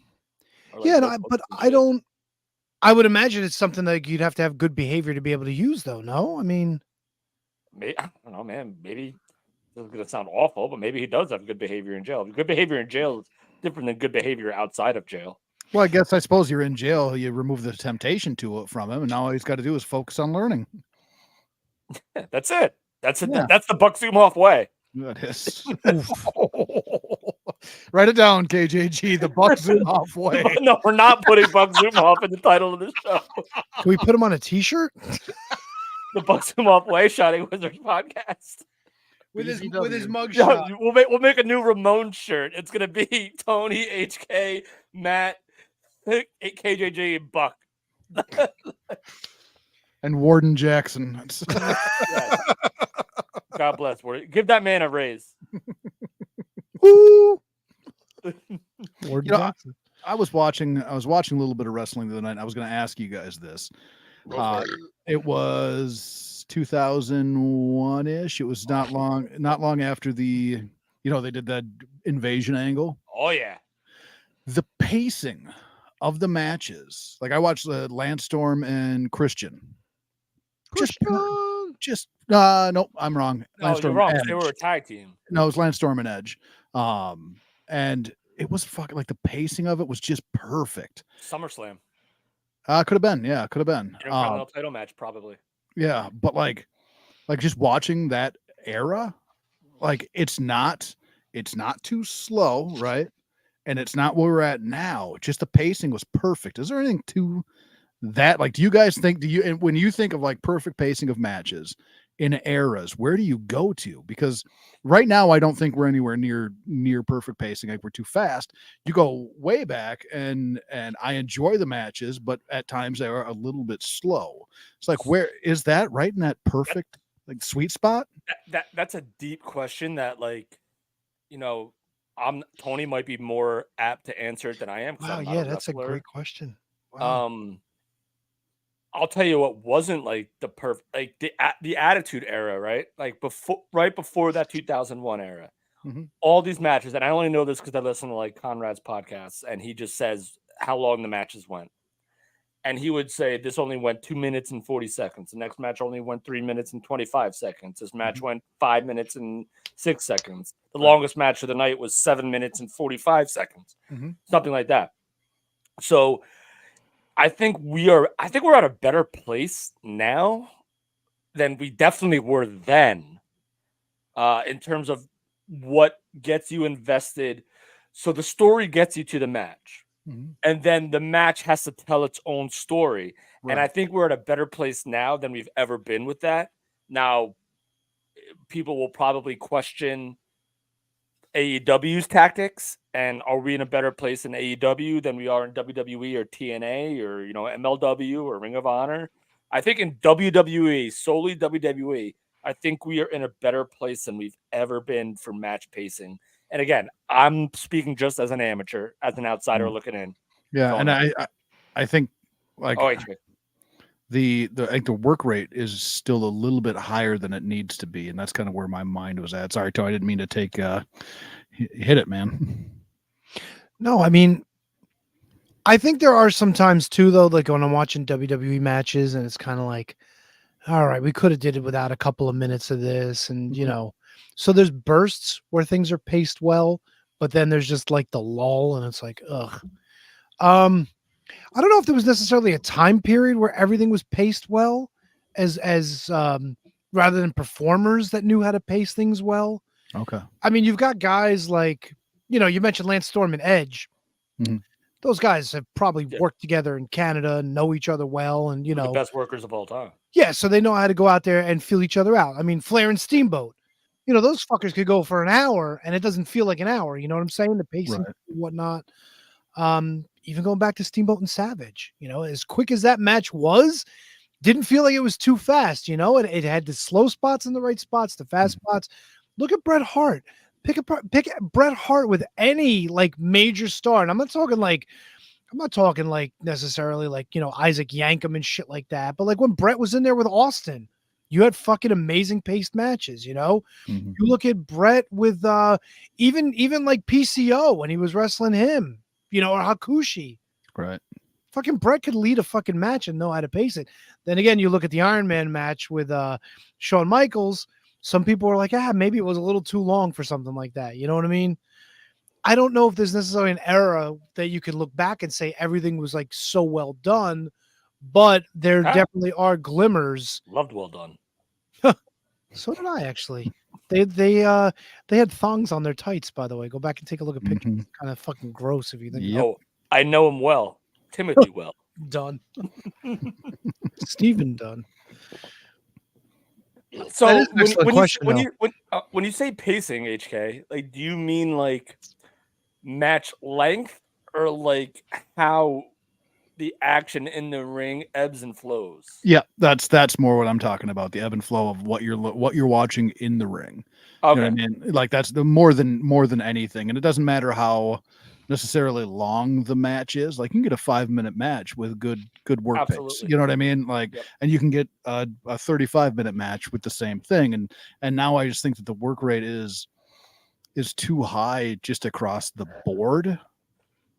Is high a criticism? Yeah, I guess like with all due respect, it sounds like it is coming from you. Yeah. I mean, it's one of those things where like you don't need to do as much as you're doing. You can pull it back and make everything mean something. Like everything that you do from the moment you walk through the curtain, there has to be a purpose behind it.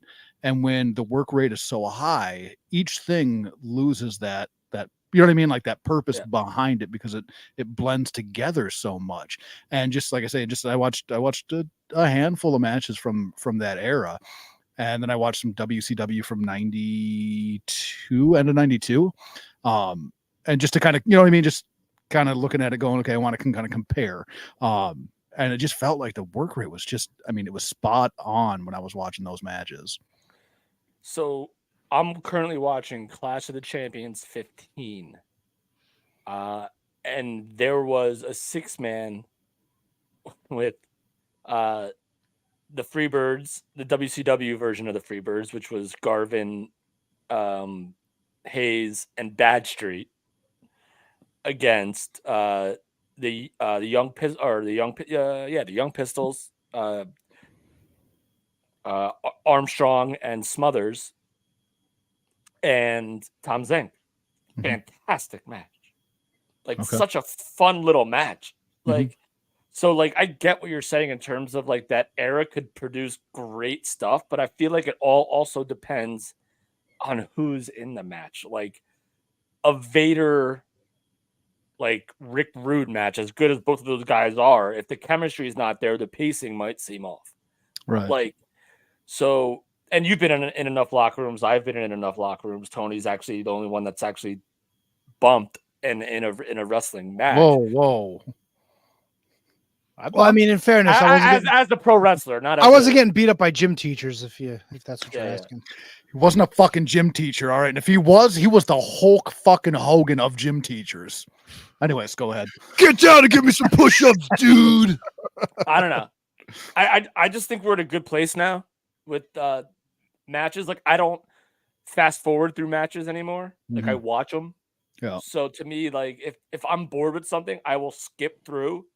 But that doesn't happen as often as it used to. Like and I think like listening to as many veterans that I can listen to when they're coming through, especially the veterans that have made it to the big time. Yeah. I hear so many of them saying when they're structuring matches and going through stuff like no, like you don't have to do all that. Like you don't. And then like he even said like different. Gangrel's a fucking perfect example. Like talking with him at the last show that I worked with him, like he's saying, like I'm listening to him structure the match. He's going, no, we don't need to do all that. And then him just talking to the rest of the talent, and he goes, a lot of you guys won't get it until you're my age. He's like, but the veterans told me, and now I'm telling you, like, you don't need to do that much. Like, pull it back and make what you're doing matter, and make sure it has the, the peaks and the valleys throughout. So yeah, and you're 100% right in that regard, because like I've like I just said, like 100% locker room seeing guys go over their matches, because I need to know if there's anything that I need to do for the music, right, for the cues. So I see guys like, are you doing that? Wait, in the main event, that's their spot, like that they're doing that. Like, so you can't do that. Right. Like, you shouldn't do that. You shouldn't. I knew that was coming. I knew it right away. And like, so like while I'm listening to them go over their matches, I'm just like, wait a second. You might want to check with so-and-so to see if that's okay. And like, I even feel out of place doing that, but it just needed to be done, because otherwise no one else was around to hear it, and no one else would have done it. Right. And it's like when it's on the run sheet, and all of a sudden, like 4 different matches, they want a nut shot. Like, no. One match gets a nut shot. The fucking best call ever is hanging out in the locker room, and I hear one guy yelling. He goes, "Hey, you guys doing ball play?" He goes, "Are you guys doing ball play? Who's doing ball play?" And then he's like, "All right, cool. We're doing ball play." And you know what, Tony? The funniest thing ever is like sometimes they'll, even if the earlier match does it, the main event guys will still do it anyway. Like they'll still do it. On who's working it. Yeah. You do much ball play in your in-ring career there, Tony? No, I kept that in the locker room. Attaboy. With the Vader mask? No, with the Eldo mask. Oh, the jock. Jock strap. That was my old gimmick. Oh, not bad. Oh. You know, PJ is selling those again. You might get one in 5 years. Oh, the fuck today. I will. I ordered one 3 years ago, and I'm still fucking waiting. Fucking thief. Yeah. Yep. He it's robbed so sad, you. PJ was such a good dude to us. He was so nice with us. No, addiction's a bitch, man. He was nice to me too. Addiction sucks. Shout out to PJ. No shout out to PJ. J pay for PJ. Write that down. JPJ.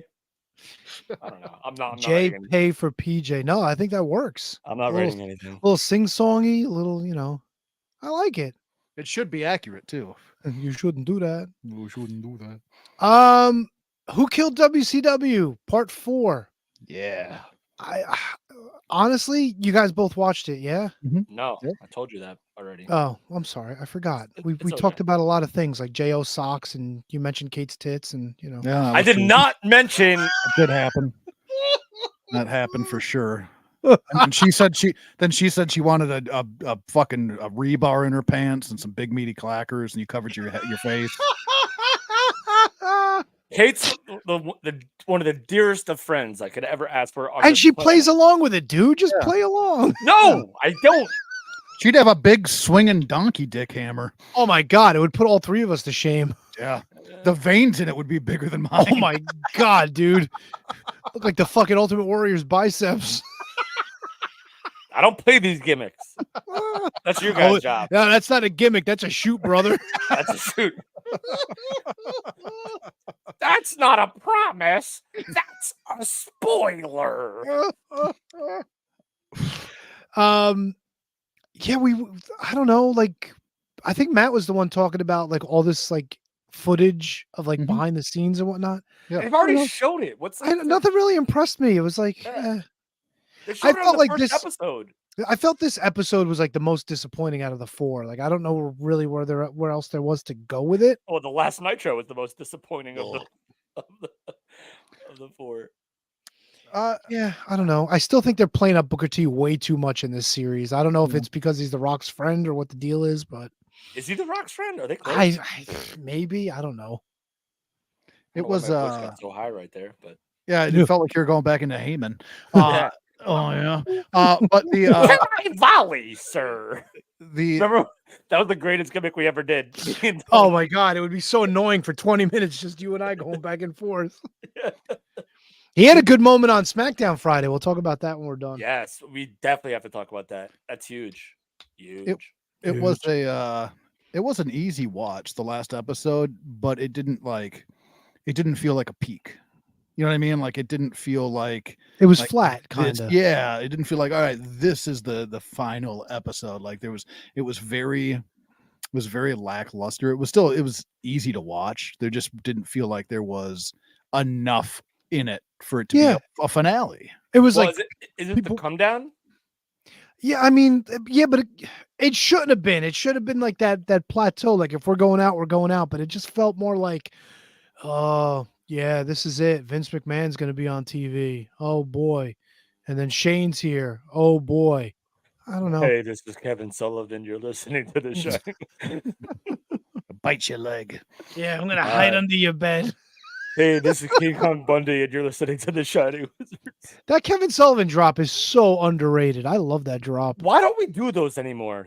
Because we went to a video fucking concept now. I mean, we could have fun and start playing them on the soundboard again, but we'd have to load them into the soundboard. And my technical issues tonight were fucking super aggravating. Mm-hmm. Issue? I don't even know you. Good one. Thank you. I mean, I could play. I could play "Give Me the Beef." Oh wait, I got these liners. This is Orange Cassidy, and you're listening to the Shining Wizards. That could very well be Orange Cassidy. Hello, everyone. This is Gorilla Monsoon, and you're listening to the Shining Wizards podcast. Will you stop? Right in the esophagus. Will you stop? This is the First Lady of Wrestling, Miss Elizabeth, and you're listening to the Shining Wizards. God, that was genius. I miss doing that gimmick. I got to start recording some more of those. My favorite one. I only have 5 of them loaded. These are the other 2 I have. This is Canada's greatest athlete, Iron Mike Sharp, and you're listening to the Shining Wizards. This is Ludwig Borga, and you're listening to the Shining Wizards. I am a Nazi. There's no change at all. It's just literally like, I don't know why you would say that when we can isolate that, KJG. 1 hour, 31 minutes. You shouldn't do that. 131. You shouldn't do that. I'm just going to text Matt that number, and I'm going to see if he Come on, figures it out. He was. I'm not. He was. Let me see. 1:31:38. Oh, hey. Speaking of, is he there? Is he here?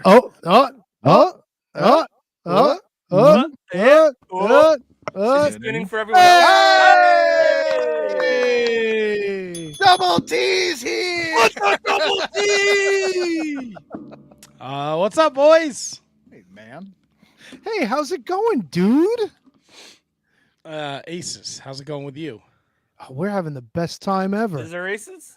I know. I can't believe KJG went after Kate's hitter, bro. Bye, everybody. This has been a production of the Shining Wizards Network.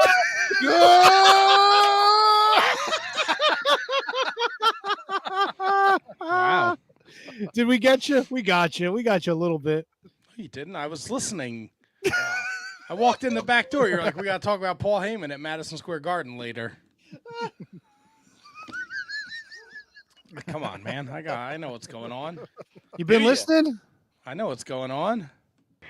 Hey, everybody. This is Sunny, the original diva of the WWE and 2011 WWE Hall of Famer, and you're listening to none other than the Shining Wizards.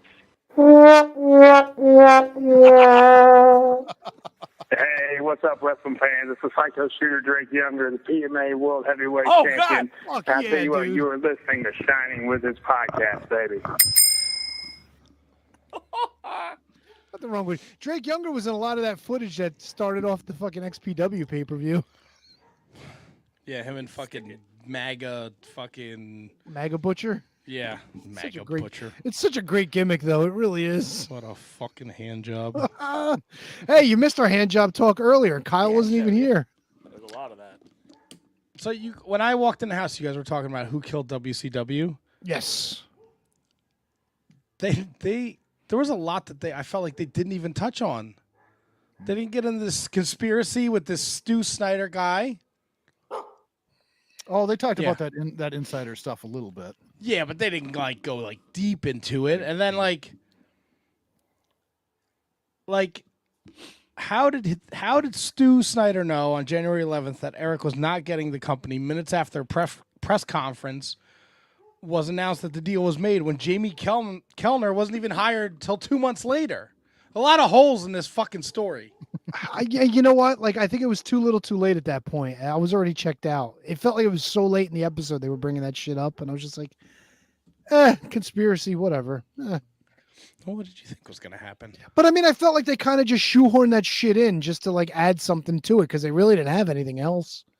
Otherwise, it was like, oh, Vince McMahon's here. You know, that would have been a good way to go too with that final episode, is to really deep dive into those, the timeline and the sale and those conspiracy style theories, because that would have, at least at the end of the episode, had left you a little bit wondering. You know what I mean? Yeah. A little like this was the mystery. This is what happened. Really get them hooks in for that last episode. Yeah. Nope. It's all in Guy Evans' book, baby. Yeah, so I don't know. I just want to add that before you guys moved on to whatever you were doing. I don't know. Any other thoughts on it? Like I said, just felt kind of there for me. I mean, at the end of the day, it's been fucking done to death, right? Yeah. Same thing with the ECW. We talked about that earlier too. The A&E ECW thing. It's how many times you can tell the same story. And I didn't watch the A&E program, but from what Jim Cornette was talking about, they didn't even cover anything but Extreme. They didn't get into any of the Lucha guys coming in. They didn't talk about Benoit, Malenko, Guerrero. That was just not even on the table. And that was a big part of ECW. ECW wasn't just every match bell to bell beat the shit out of each other with fucking weapons and bleed to death. ECW had a little bit for everybody, just as Dusty Rhodes would say, the smorgasbord or the buffet, if you will. Yeah. And just they also have an hour though on A&E, Yeah. Yeah, but that wasn't my decision. No, I get it. And also was this produced before all the fucking chuckleheads were booted, or was this because I feel like Triple H has his fingers on the history of pro wrestling, right? It's not the Vince McMahon, Kevin Dunn, John Laurinaitis nonsense. The rewrite? Dude, it's go back. So I fell down a 2014 WWE rabbit hole. Attaboy. And it's just so fucking it's so apparent. Some of the shit that happens to some of these people where it's oh, that's a Vince move. Vince wanted that to happen. This John Laurinaitis thinks Caitlin's fat, so her push is done. It's what the fuck is going on here? It's just a lot of bad shit. Oh, fuck. Double T, now that you're here. Did you hear us when we were talking about the match pacing and the eras? I did, yes. Any thoughts on that? I mean, I think it's the idea, right? And I think, Handsome Kevin, this is where you're coming from, is slow down, right? You watch, and AEW did it Wednesday night on Dynamite. They had a bunch of matches, but traditional AEW, this 6-man would have been 17 minutes long, but it was 10 minutes long because there was a lot of excess bullshit that you cut out. The idea slow down so you don't miss something.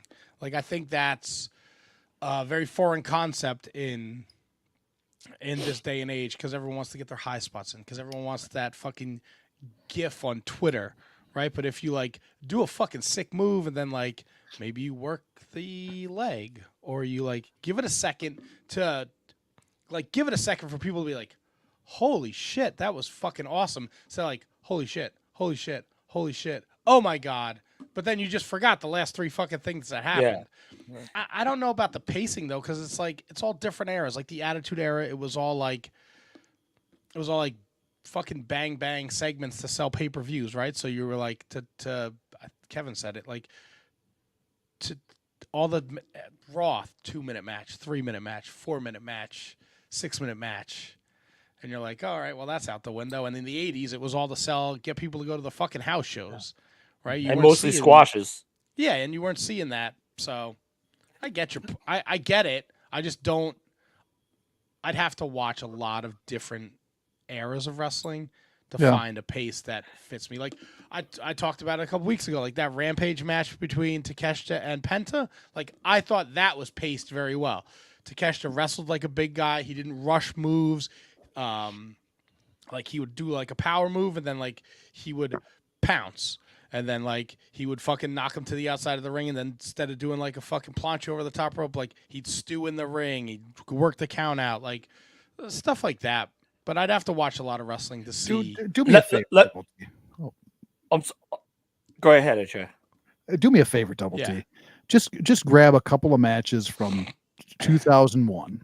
Right, post invasion or even during the invasion, just watch, pace them out. Like, you know what I mean? Like just check them out because I want to know what you think. Because like I say I watch Christian Edge and Lance Storm, right? Edge and Lance Storm, yeah. And it was like just watching, I was like, man, this is just fucking phenomenal. This is perfect. This is what I want wrestling to be. I want to see what you think, and then go back like I did and watch 92 WCW.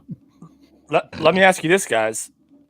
How do you feel that picture-in-picture plays into match pacing on TV? Does it?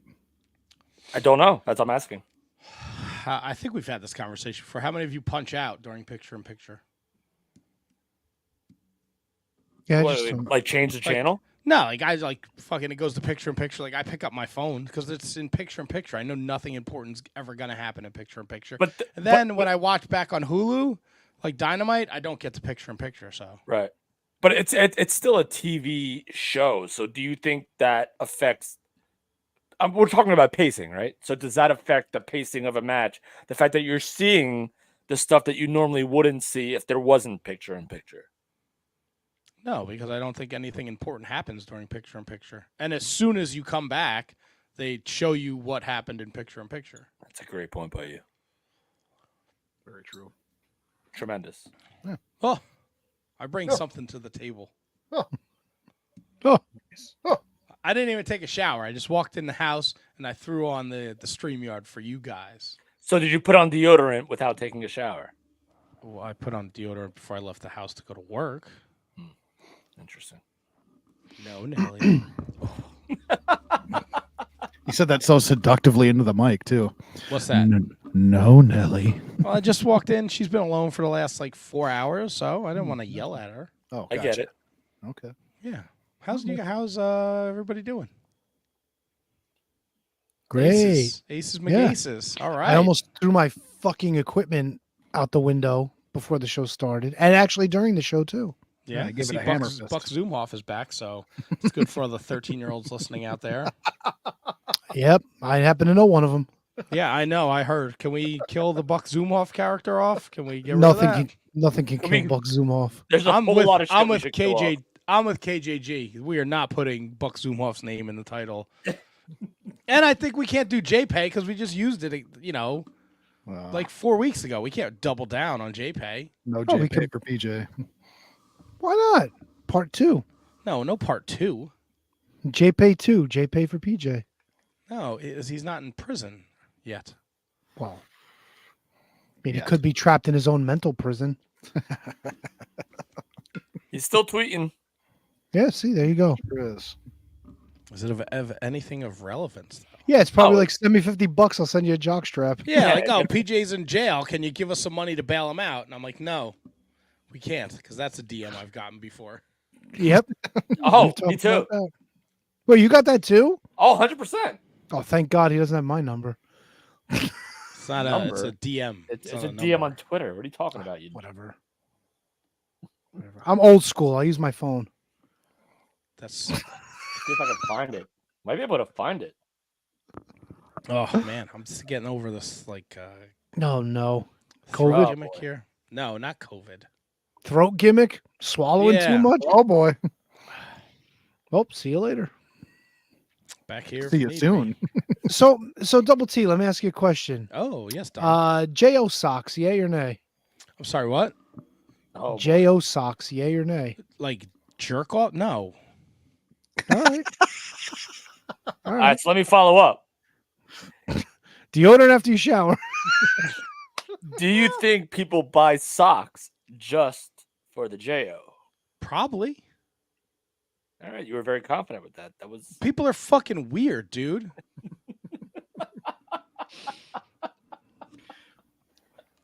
Who has a jerk off sock? Kate.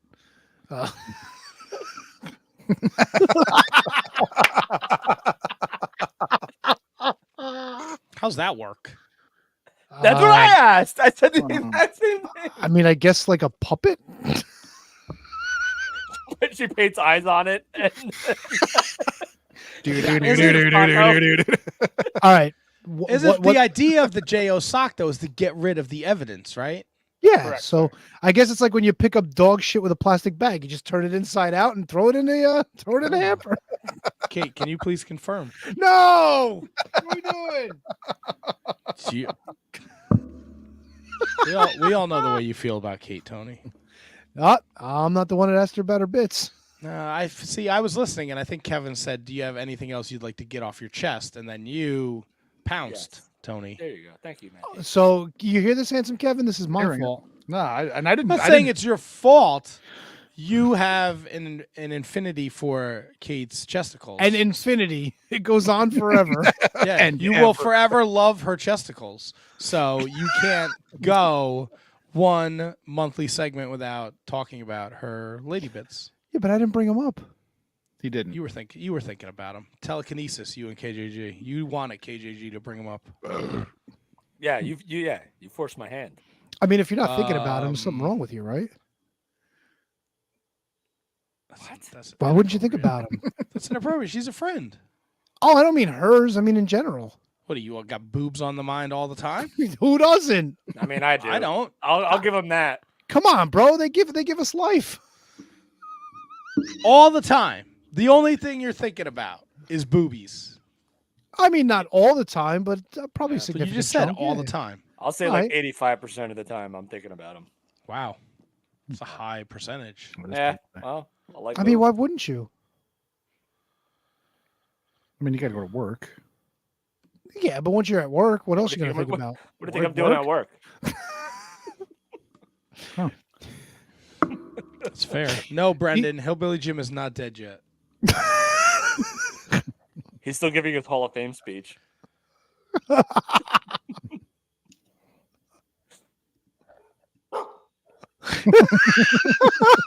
They're going nuts when I walked in here.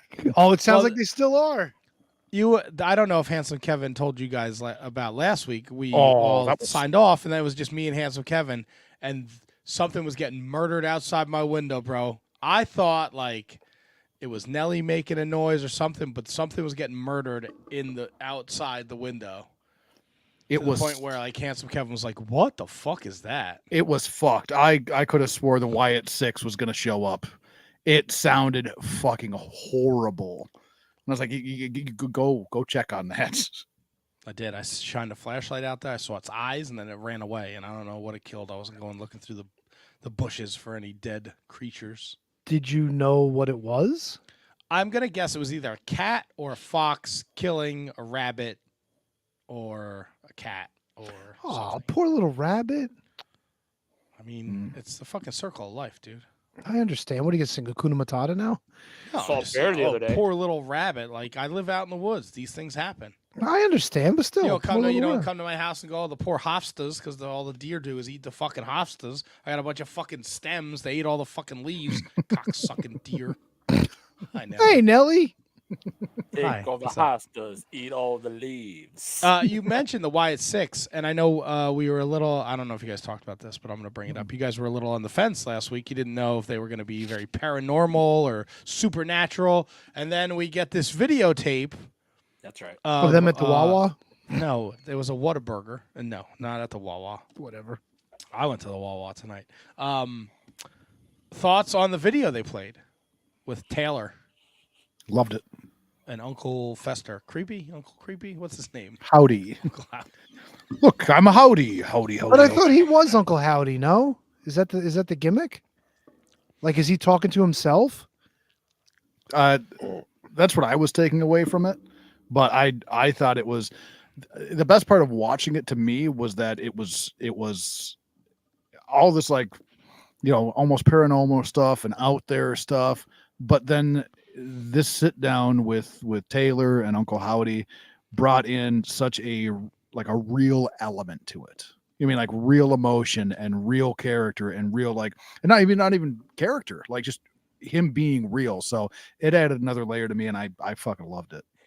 If they didn't do the Bray Wyatt documentary on Peacock, right, this would have been a fart in church to me, because the way that Bo Dallas was booked in his first run was so incredibly terrible. His main roster run. NXT was fine. Yes. But his run in WWE on the main roster was so incredibly terrible that, like, if they didn't do that Bray Wyatt documentary where you got to know who Taylor Rotunda was, it literally would have gone over as a part in church, because why do I give a fuck about this job guy who was a lackey to the Miz, part of the social outcast, all that stuff. I like that they're humanizing it and making it not so paranormal and not so more crazy, which we talked about last week. But, like, seeing him didn't necessarily make me believe that he's going to be anything more than a feud with Chad Gable or like something like that. Like, he's not winning any belts. He's not feuding with Logan Paul, LA Knight, maybe Randy Orton if you wanted to go that way, because they have the history, and LA Knight has the history as well.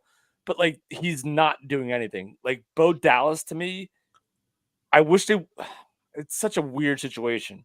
I wish they would have done it, and I wish they wouldn't at the same time. It's so bizarre.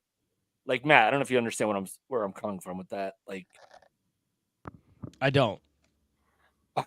Fair enough. Sorry. No, I get you.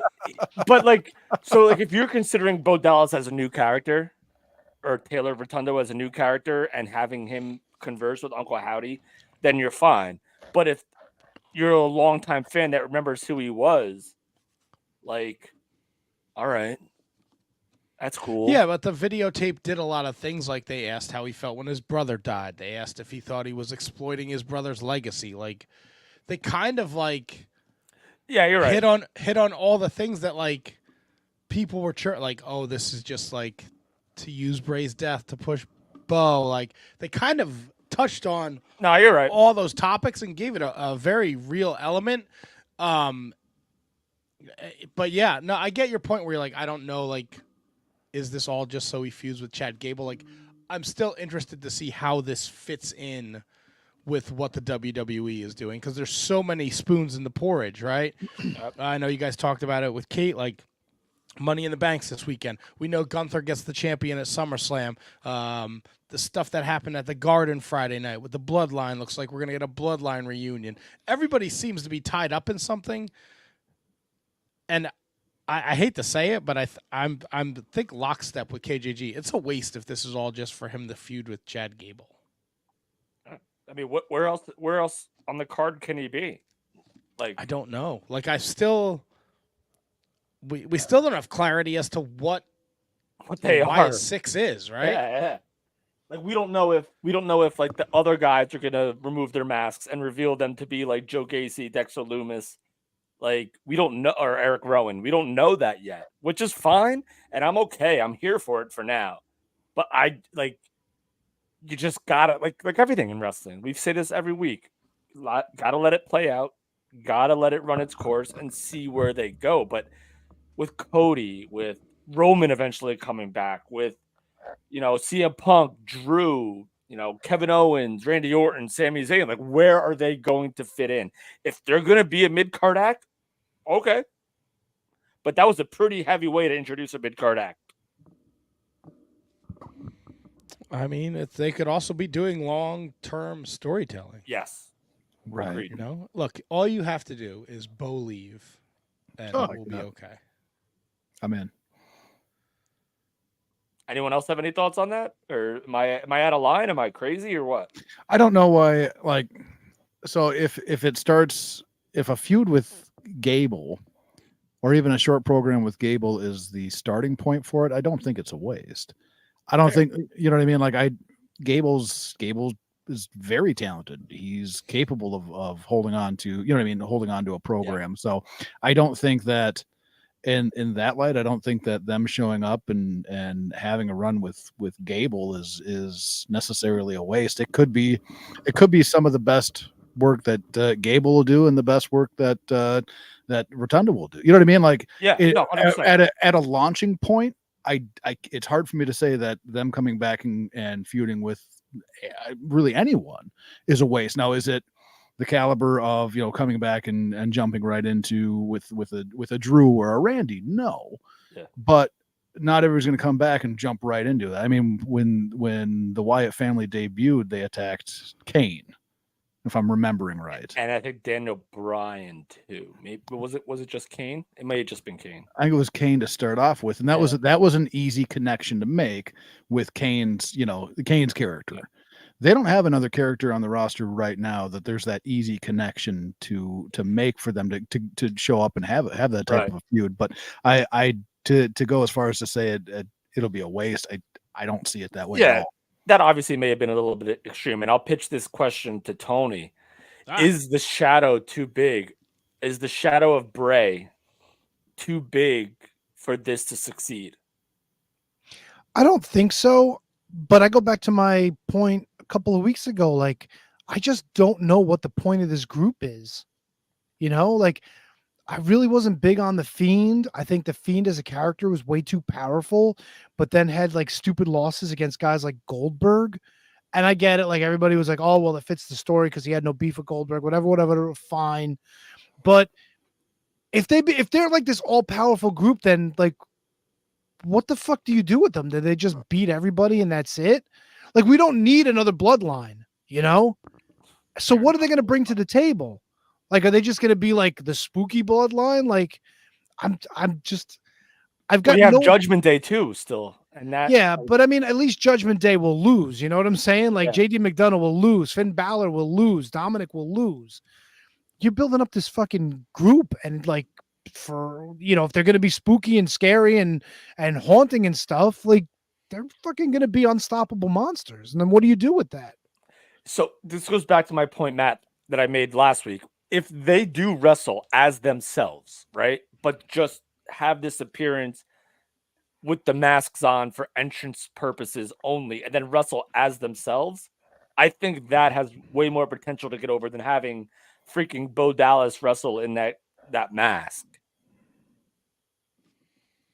Yeah. I mean, right. The way they presented it last Monday is they're two separate characters. Okay. Now, you know, well, I guess we'll have to see what they do tonight. And that's the great thing about it now. Yeah, it's interesting. And look, I think it's been a long time since WWE's been in this position where they're telling a lot of different stories, and it's not something they need to tell, start and finish in one episode of Raw. Right. You know, they're going to let this play out. That's such a brilliant point, dude. Such a brilliant point. Like, we're going to have this over time now. So maybe it lasts a month, 2 months, 3 months, 6 months. Epic point by you, man. Like, it doesn't have to start and end in Raw. You're right. Well, I think that for such a long time, because fucking shit on you was in charge for so long. Like, he was a maniac and he fucking changed everything. Him and his band of fucking merry idiots. Come on, man. What are you doing? Oh, there's a cat. There's a cat. So yeah, we got the Wyatt 6 thing going on. We got Paul Heyman will not recognize Solo Sikoa as his tribal leader. Did you guys watch this? Yep. Yeah. Paul Heyman is so good. He really is. He's amazing. They're all good. Solo is so good, but he doesn't get because it's almost like the Bray Bo thing. He's in the shadow of Roman Reigns, and he's a top guy, but not getting top guy recognition. But he's acting like a top guy, and it was so perfect. And there's so many layers with just this new bloodline because Tama and Tana, like they look at Jacob and like you can tell even they don't fucking trust that guy, you know? Or they think he's just that dangerous. Yeah, they're definitely there's definitely some emotion going on there when they look at Jacob Fatu, and rightfully so. And Jacob Fatu, by the way, he lost weight and he looks amazing. He looks like he can fuck anybody and anything up. Oh yeah, the fact that So he good. called Jacob Fatu his enforcer while Tama Tonga is standing right behind him, like Tama Tonga was like the first big like new entry into the bloodline, right? So that was huge. We all thought that he was going to be the enforcer.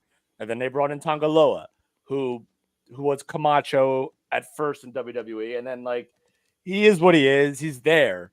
And now Jacob Fatu is christened the enforcer while Tama Tonga is standing right there.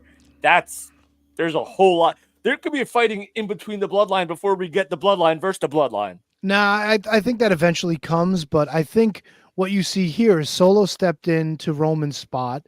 You've got your New Japan Usos, and now you've got your new Solo Sikoa.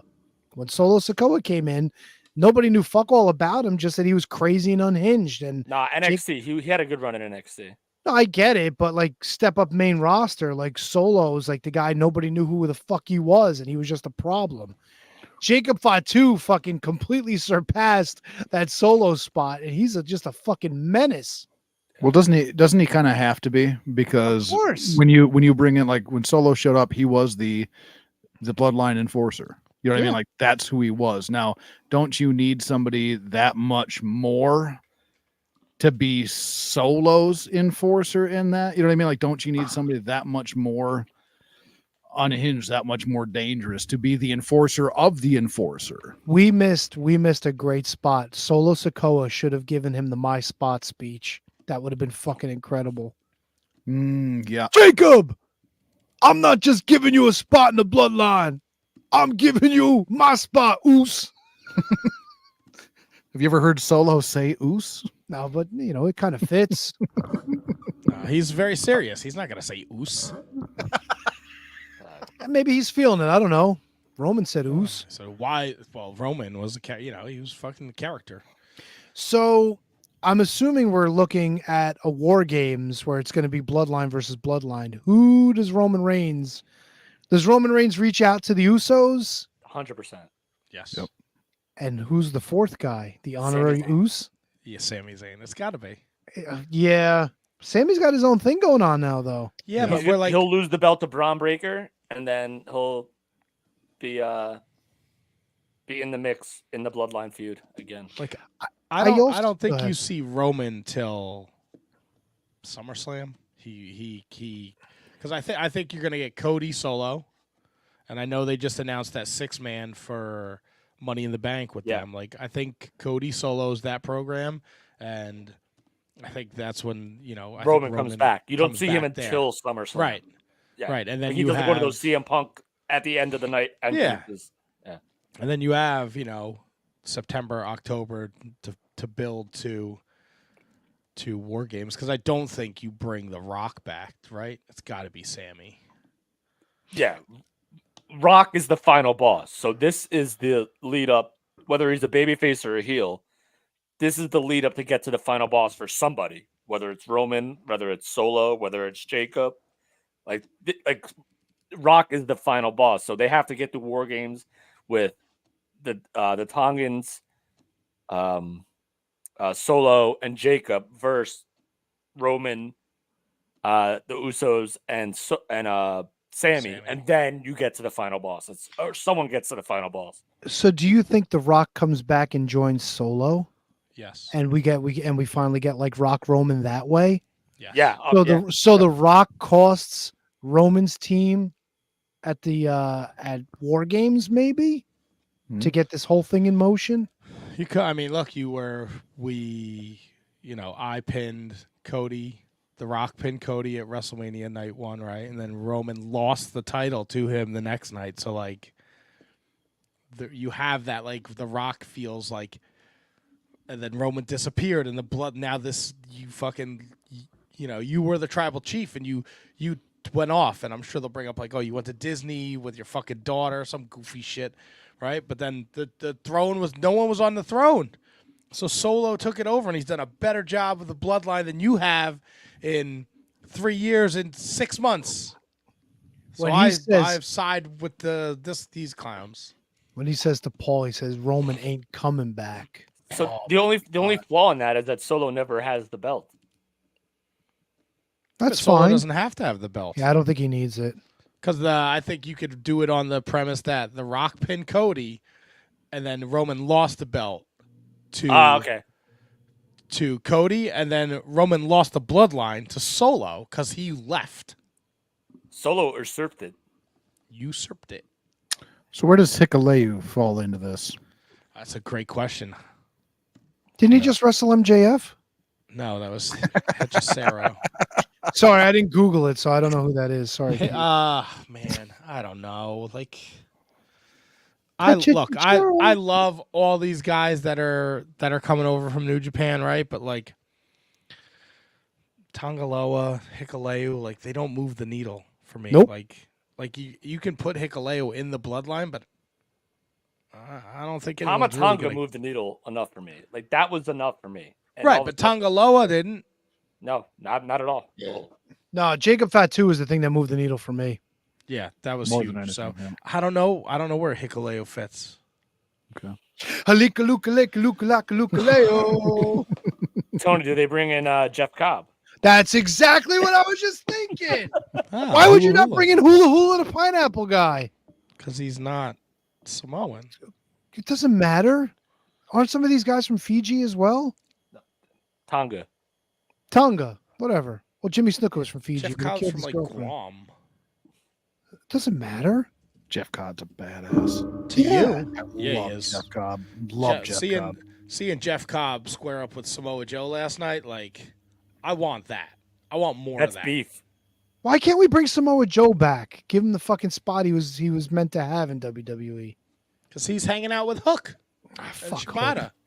Yeah, ciabatta bread. Bro, Hook hit a fucking nasty fucking Good. The fucking Judas. Judas. Effect. Oh, he knocked Jericho's fucking block off.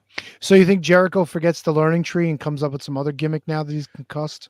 Dude, I don't know what they're doing with Jericho because they had him show up in CMLL Saturday night and he attacked Mystico. Of course he did. He had the mask on and he beat him up. He took it off. Is he still looking portly these days? He's looking like fucking 50-year-old Jericho. What do you want him to look like? He looks like Vince Neil, like now. No, he looks better than Vince Neil. Really? Even with his Kofi tits? Yes. Oh, okay. Dude, what I mean, Tony, I don't know what Vince Neil looks like. Take your shirt now. off. Let's see what you look like. Why don't you I ain't fucking got Google Kofi it? tits. Why don't you Google fucking Chris Jericho from last night?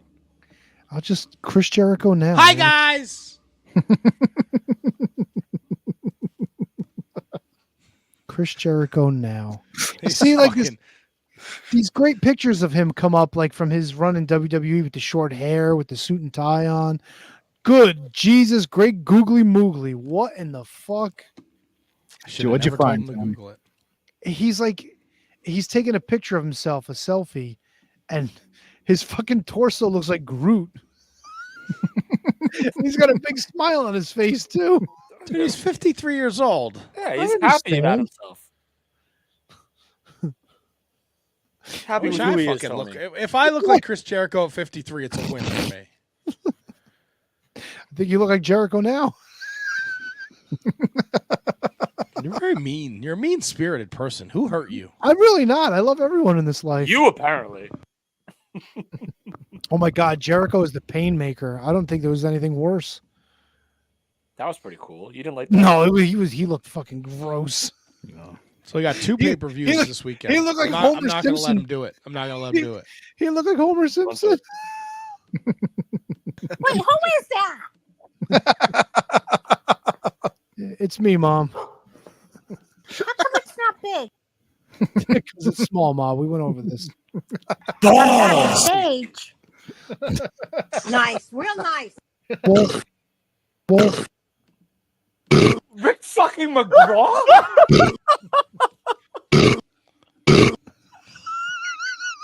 Easy, jeez, man.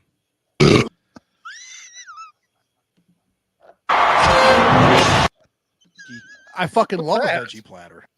Yeah, that's true. Yeah, well, you get in the goo a lot.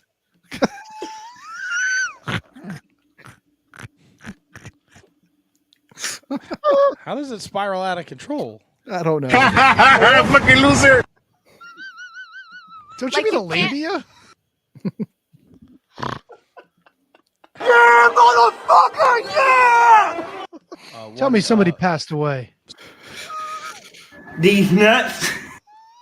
Free the pussies. How dare you?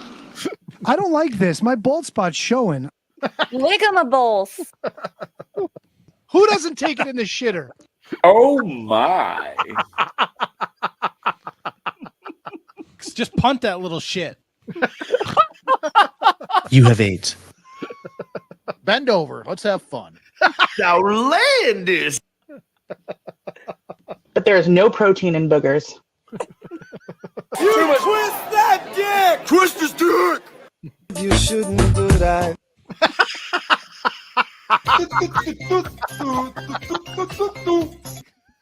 No, fuck you, dude.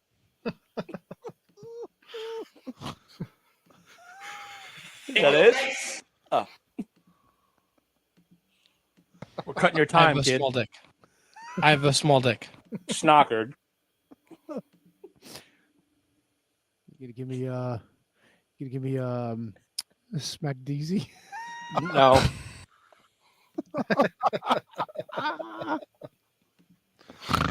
Smack easy. There we go. So 2 pay-per-views we got to pick this week: NXT Heatwave and Money in the Bank. Oh shit! Are they doing is Heatwave afternoon? Heatwave is Sunday. Money in the Bank is Saturday. Wait, what time is Heatwave at? 7 o'clock. No. These guys, they gotta stop with these fucking Sunday night pay-per-views. They were on a good streak there doing Saturdays. Yep. Yeah, but the NXT one is like it'll be done by like 10 o'clock. Yeah. They're good about that. What?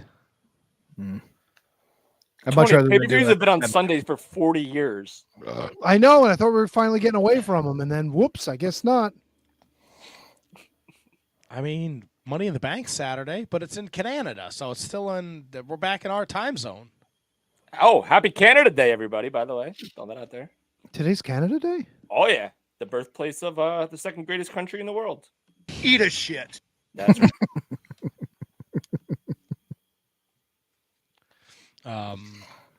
Oh boy. Oh boy, yeah. So look, NXT was the only thing I really got down and dirty with this week. Yep.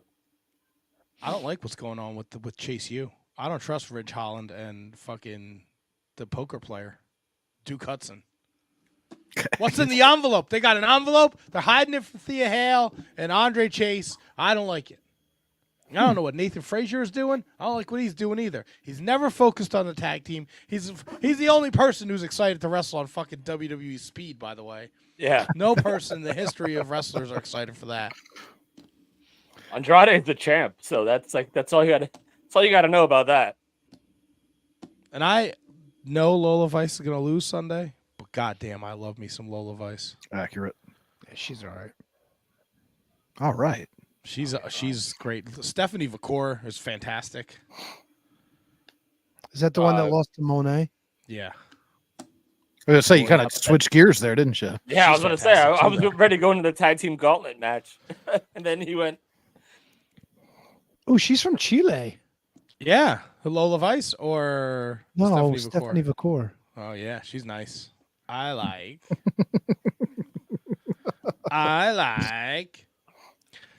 Yeah, I don't know, man. I don't know who some of these people like. Who's this weird tag team? They're gonna wrestle the New Catch Republic, Hank and Tank or whatever the fuck they're called. They're pretty entertaining, dude. I know, but I just don't know who they are. I'm still catching up on all of my NXT. Yeah. I forget which one it was, but I think one of them was away with injury. That's why we didn't see much of them, I believe, if I'm remembering correctly. But yeah, they are. I like the way they play off of each other. Like they really have really good chemistry, both in ring and like backstage. So yeah, so entertaining. One of the dudes was hurt, so the other guy was just kind of wrestling singles. I think he had a match singles on NXT like a couple weeks ago, and then the other guy came back, and now they're like in full force. And they're entertaining. They have good charisma, good talking skills, and I'm here for them. I am loving this main event scene in NXT with Ethan Page and Javon Evans and Trick and Sean Spears, and I love how the announcers do not acknowledge anytime Brooks Jensen is out there. Yeah, like when he goes out there and he attacks him and he hits him with the they don't. They're like, oh my God, is Brooks Jensen? Like, there's a crazy person out here. They don't say him by name. Like, I'm very interested to see where this goes with this Brooks Jensen character. And then it's genius of them. Absolutely genius not to even acknowledge it. Even like when you catch him like off camera in the background, like sneaking and all that kind of stuff. Like it's fucking genius. It makes you question more as opposed to having the commentators, like you say, like acknowledge him or always hear that kind of shit. Like it's just. It's genius. And say what you want about The Rock's daughter as the GM, but she acknowledges it without acknowledging it, which is done really well. Saying, listen, when she had all that security with her, she's like, listen, we've had people come in from other rosters. We've had people causing disturbances in the crowd, which is obviously related to the Brooke Jensen thing. So she's been doing a great job of playing up the fact that they're not going to talk about it, which is the point that you alluded to, Matt. And it's they've been doing a fantastic job. Like I'm pretty sure I'm like 100% back in NXT. It's all I love watching it. Do we think that who's the North American Women's Champion? Oh, see, this is where you're gonna get Kiana James. It's not Kiana, is it? Jordan. Something Kiana Jordan. Jordan James. Kalani Jordan. Yeah. But there's no shot Saul Ruka beats her Sunday, right? I hope so. We're doing the title change Not that that fast. fast. Come on. Oh boy. If it was Saul Renaro, then maybe. Does Wesley? Kevin, this is why you're in the shitter with picks, dude. There's sometimes I pick with my heart. Does Wesley beat Obi Femi? No. Obafemi Kadombi? Nobody beats Obafemi. You're my only hope. No. He goes straight to the top and holds on to that fucking title like a necklace. Unless they want to bring him up, that's the only reason why he loses. And then I don't think you have to at this point. Yeah, he could do an Oscar and just fucking leave the belt and go. Or he could just defend it on all the shows. Like the Good Brothers are on all the shows. Why can't this guy be on all the shows? Mi Chin is on all the shows. Mia Yim is on all the shows. Why can't Obafemi be? A fucking dog. I thought that was me. I was like, wait a minute. Nope, the dog is here. I was curious to see when the Crockett Cup was. Oh, who gives a shit? I think it's down to the Final Four, isn't it? Yeah, but I guess it's already happened. It was taped in May. That sounds right. I don't know if you saw NWA has been signing people to exclusive contracts. Yeah. Who? Max the Impaler, Colby. Yeah. Former guest of the show, Brian Idol. And his girlfriend. What's her name? Brianna. Natalia Markova. Yeah. They all signed. Oh, they're together? I think so. I could be making that up, but I think they are. Oh, it's completely. Did you know what I found out last night? Do you know who Serena Deeb is married to? Tyler Bate. No. Tony Khan. No. Oh, I knew this at one point. That jackoff that's the cheerleader for the Lucha Brothers. No. Abrahantes Alantes? I love Alex Abrahantes. Don't you dare besmirch the name of Alex. Yeah, he's a jerk off. No, she's married to him, and they have a kid. Because she's married to him, that is was the reason people thought she was off TV before she came out, and she said that it was because she was having all this. It is. No way! Whoop, whoop. Wow. When did they get married?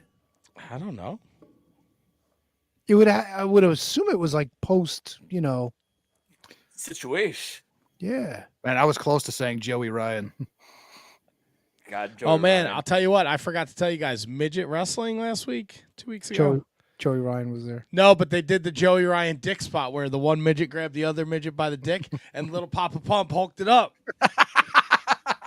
So fucking terrible. It's not. It's not. It kind of is. You're fucking out of your balls, bro. You're going in December. I'll drive to your house and drag you out of the fucking house. I ain't taking no for an answer. Clear with your wife, clear with your kid, clear with your doctor. You're coming in December. I'm You coming. you can call my doctor. No, that's my job. Kapow! I'm coming.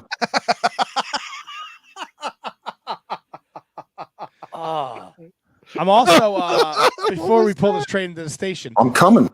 I know she's not on TV. She also got married this week. Rhea Ripley married Buddy. They got married in Australia.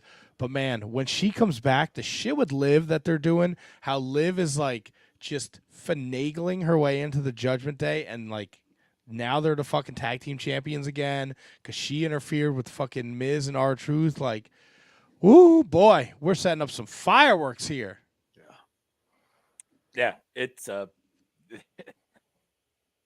they are firing on all cylinders, intertwining different people into different stories and everything. Like Damian Priest is probably going to turn babyface soon, so you have that dissension with the not the Bloodline.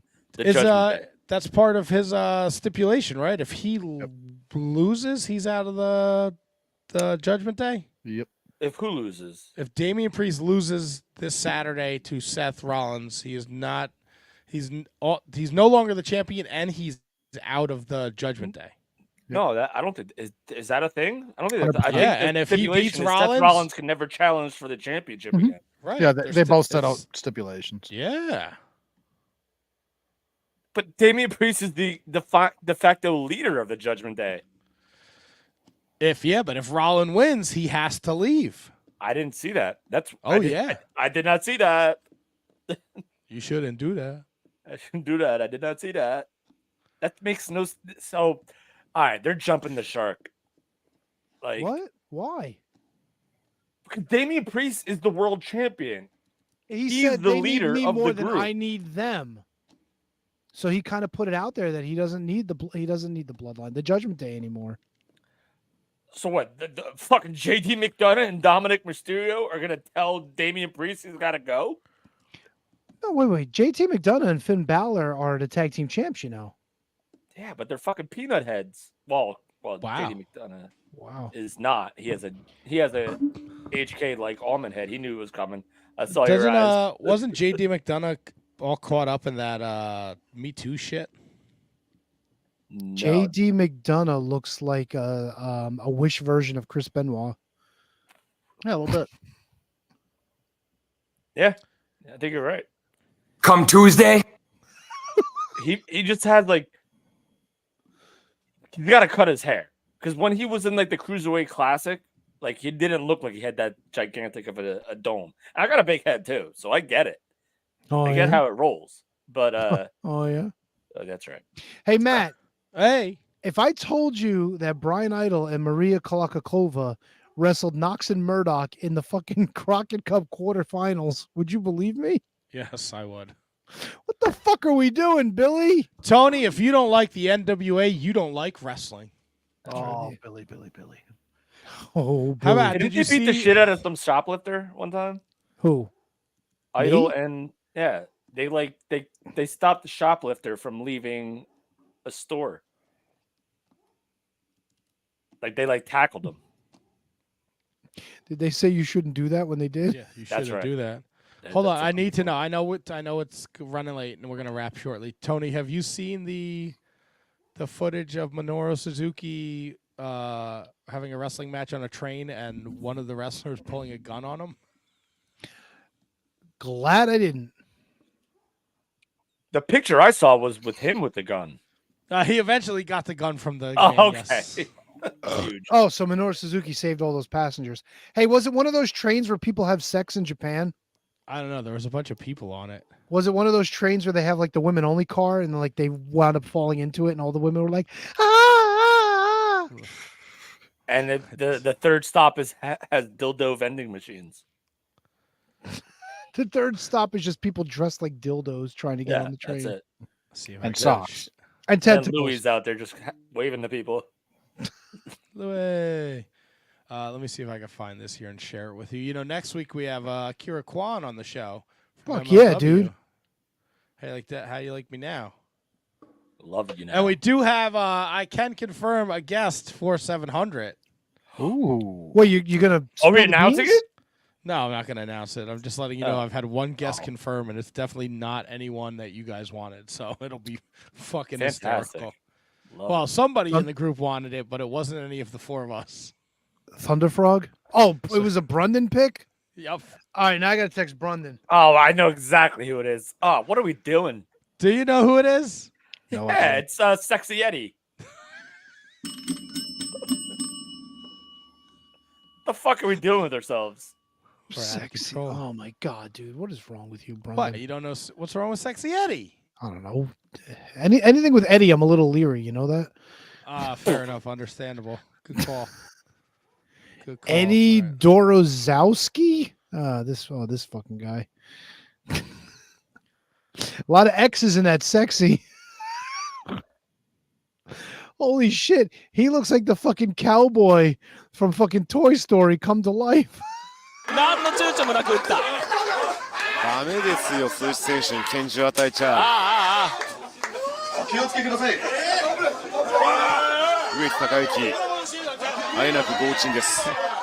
Is that Maki Ito hanging on the pole? お、なんだなんだ。お、 Who is that? They shot him. 関係ねえだろ、この野郎。あれだ。荒川7丁目駅で次々と。そうですよ、はいここだけ絵面で切り取られたら大変なことになってましたよ。What in the fuck? 手上げろ、手上げねえと撃つぞ。本物なんぞこれは。ひるまないっすね、鈴木さん。鈴木俺撃つぞ。 Bro, what in the fuck are we watching? That's fucking horrible. Jesus. What kind of fucking DDT bullshit was that? That dude That was was- all chopped up. That was definitely That was DDT. I don't like that. No, you don't like the wrestling on the train with the man with the gun? And then shooting? No.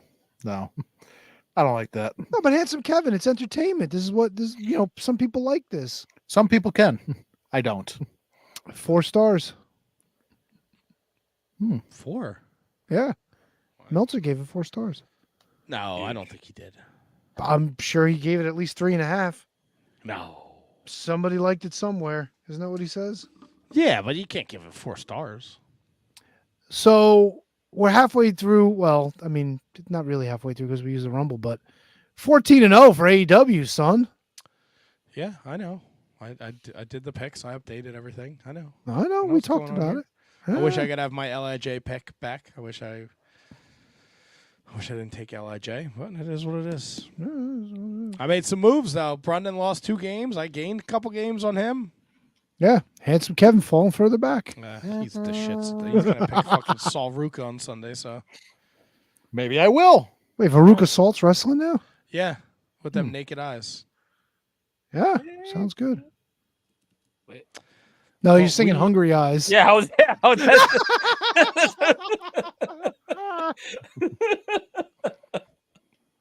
I love it. Like 20. If you were on Name That Tune and I was singing, you would have got that in one note. Oh, fuck yeah. One second, like Oh, brother. But Dating make sure you ourselves, guys man. tune into MLW to find out who Selena De La Renta's father or baby's daddy is too. Oh, I couldn't give less of a shit about that. Well, she's really pregnant though. Yeah. She's going to give birth to Micro Man. Could you imagine? Kayase! She fucking kicked the bag and it fell over. Just punt that little shit. She sure did. What would you do if Microman showed up at the next fucking midget wrestling show? I'll punch a dolphin right in its fucking suck hole on its head. Suck hole. The old suck hole. Would you punch anybody else in their suck hole? He went suck hole.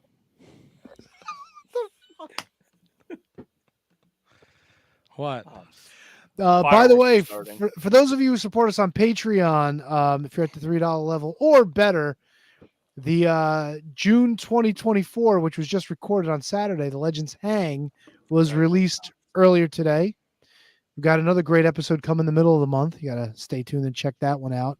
Aces McAces, my man. Fuck yeah, dude. I think there was even a top 5 in this episode, wasn't there? Sure The one that was. dropped today. Fuck yeah, dude. As long as it hits porcelain, you're good. I think so. I don't think that's how it works. No, I'll allow it. I'll allow it. If the door's closed. Oh, you got to have the door closed. You know, I need more meat in my life.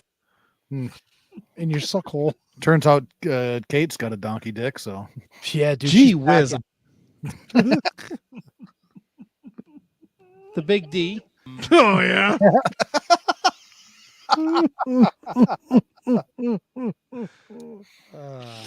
Holy shit. Boobies. Oh. Fucking rip roaring, rootin' tootin' time. This is called a bitch. Perhaps kick a small person in the face. Oh, a little bit of the bubbly. Couldn't stand it. Sick of them. Hate them all. I don't care. You come in my face. This was your stupid idea, you moron. I'm coming hard. Fucking piece of shit, jerk off.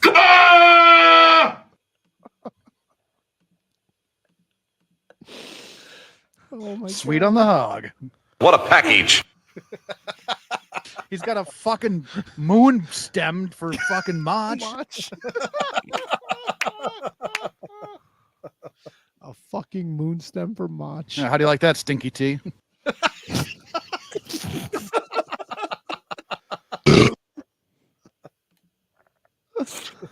Oh my god. Oh boy. Hey, Yep. Buttheads, you're listening to Jason Hervey on the Shining Wizards Wrestling Podcast. Hey, everybody out there in wrestling land. When you want pro wrestling information at its finest, you're listening to Shining Wizard right here with my boys. This is Gino Guts of the Taboo Crew, running WrestlePro Rupshot, and you're listening to the Shining Wizards Podcast. Fucker. Hey, this is Ken Shamrock, the world's most dangerous man. That's right, the world's most dangerous man. And also the first heavyweight champion of MMA. And the first King of Pancras champion of the world. You're listening to the Shining Wizards. Sounds like he was on some somas. Whenever you're ready. Hey everyone, this is Anna Teresa, your Ms. New York America 2015. You are listening to Shining Wizards. Wow, what a pull. Oh, What a fucking pull, dude. save the gold till the end. Oh, Oh my god. die. My ribs hurt. The main priority is masturbation, dudes. You know, poor people don't like AEW. Is that Meltzer? That's what Because they fucking love it. You will suck my meat. Get ready. By the way, Matt, I texted you a time earlier. Make sure you go back and clip that. Yeah, so did I, Double T. Is it what I think it is? If it is, don't do it. right in the pussy. Really? This is what we're doing now? What? I don't know what the fuck's going on. Oh, you bastard.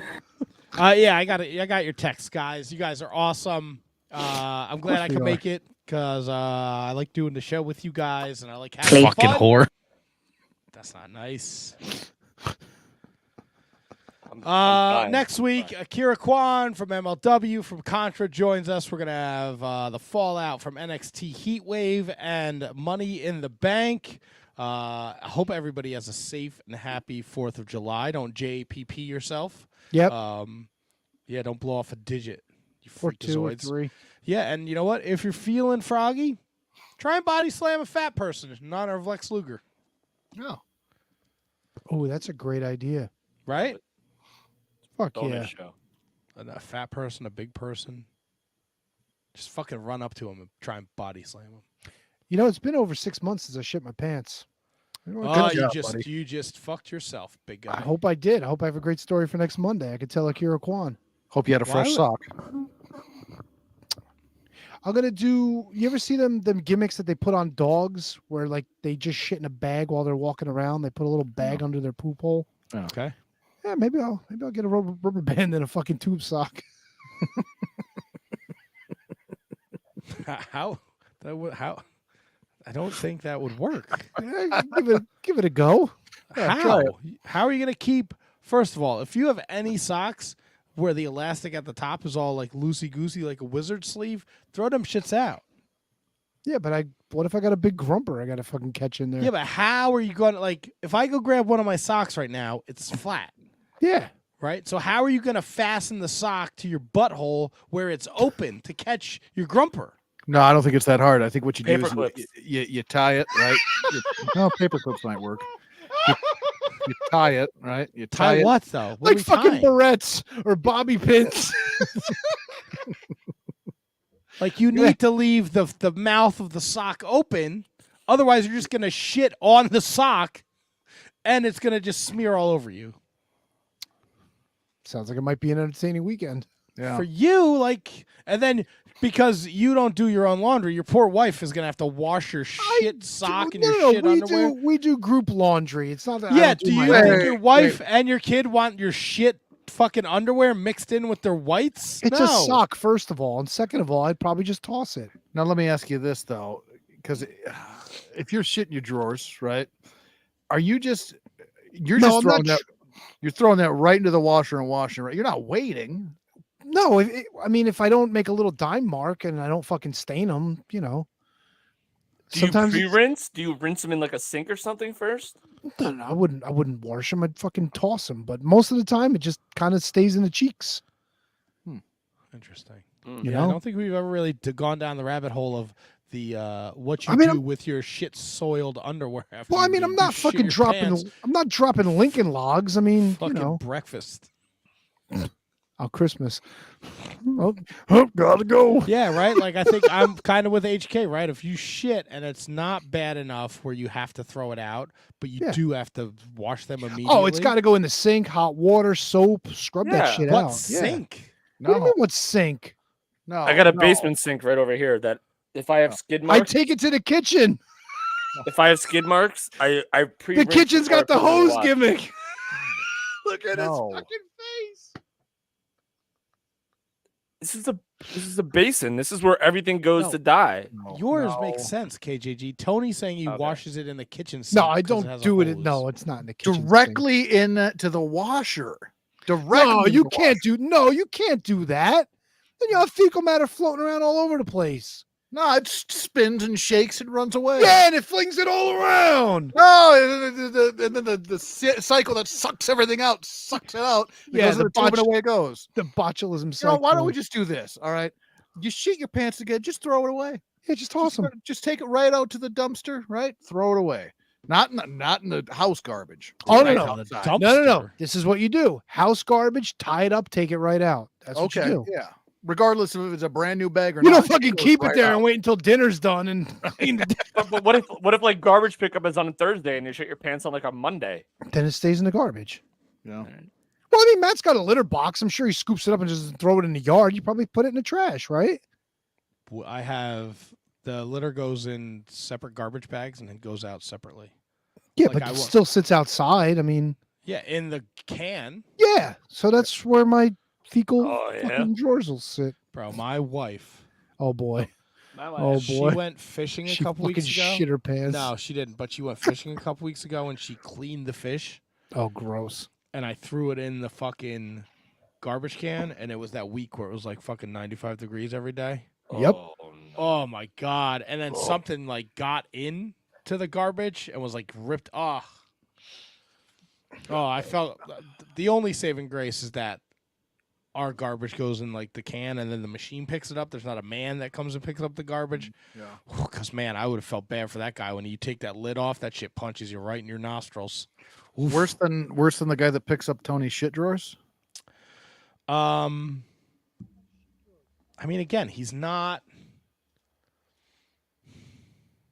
Yeah, you know what? I don't know. He's never sent us a picture of his shit drawers, which I'm kind of surprised. And I don't want one, so please don't. But yeah, like the severity of the shit in the drawers would. I'm really annoyed with my technology right now. Yeah, it just got like really loud. Yeah. Yeah, but it keeps cutting out on me. Like completely cutting out, like not feeding out of the fucking system. Perhaps this is a sign that we should take it to the house. This has been a production of the Shining Wizards Network. Your executive producers are Manny Kratzo and Main Event Mike Peterson. Our producers are Kate Hensler, Matt Garifo, Hi Fi, Tom, Ryan Schlong, Brendan Haney, Al Day, Kathy Hummer, William Mercier Jr., Michael Hammond, David Henry Bauer III, and Keith Parker. For everything Shining Wizards, visit shiningwizards.com. And don't forget to listen to all the great shows of the Shining Wizards Network. Go!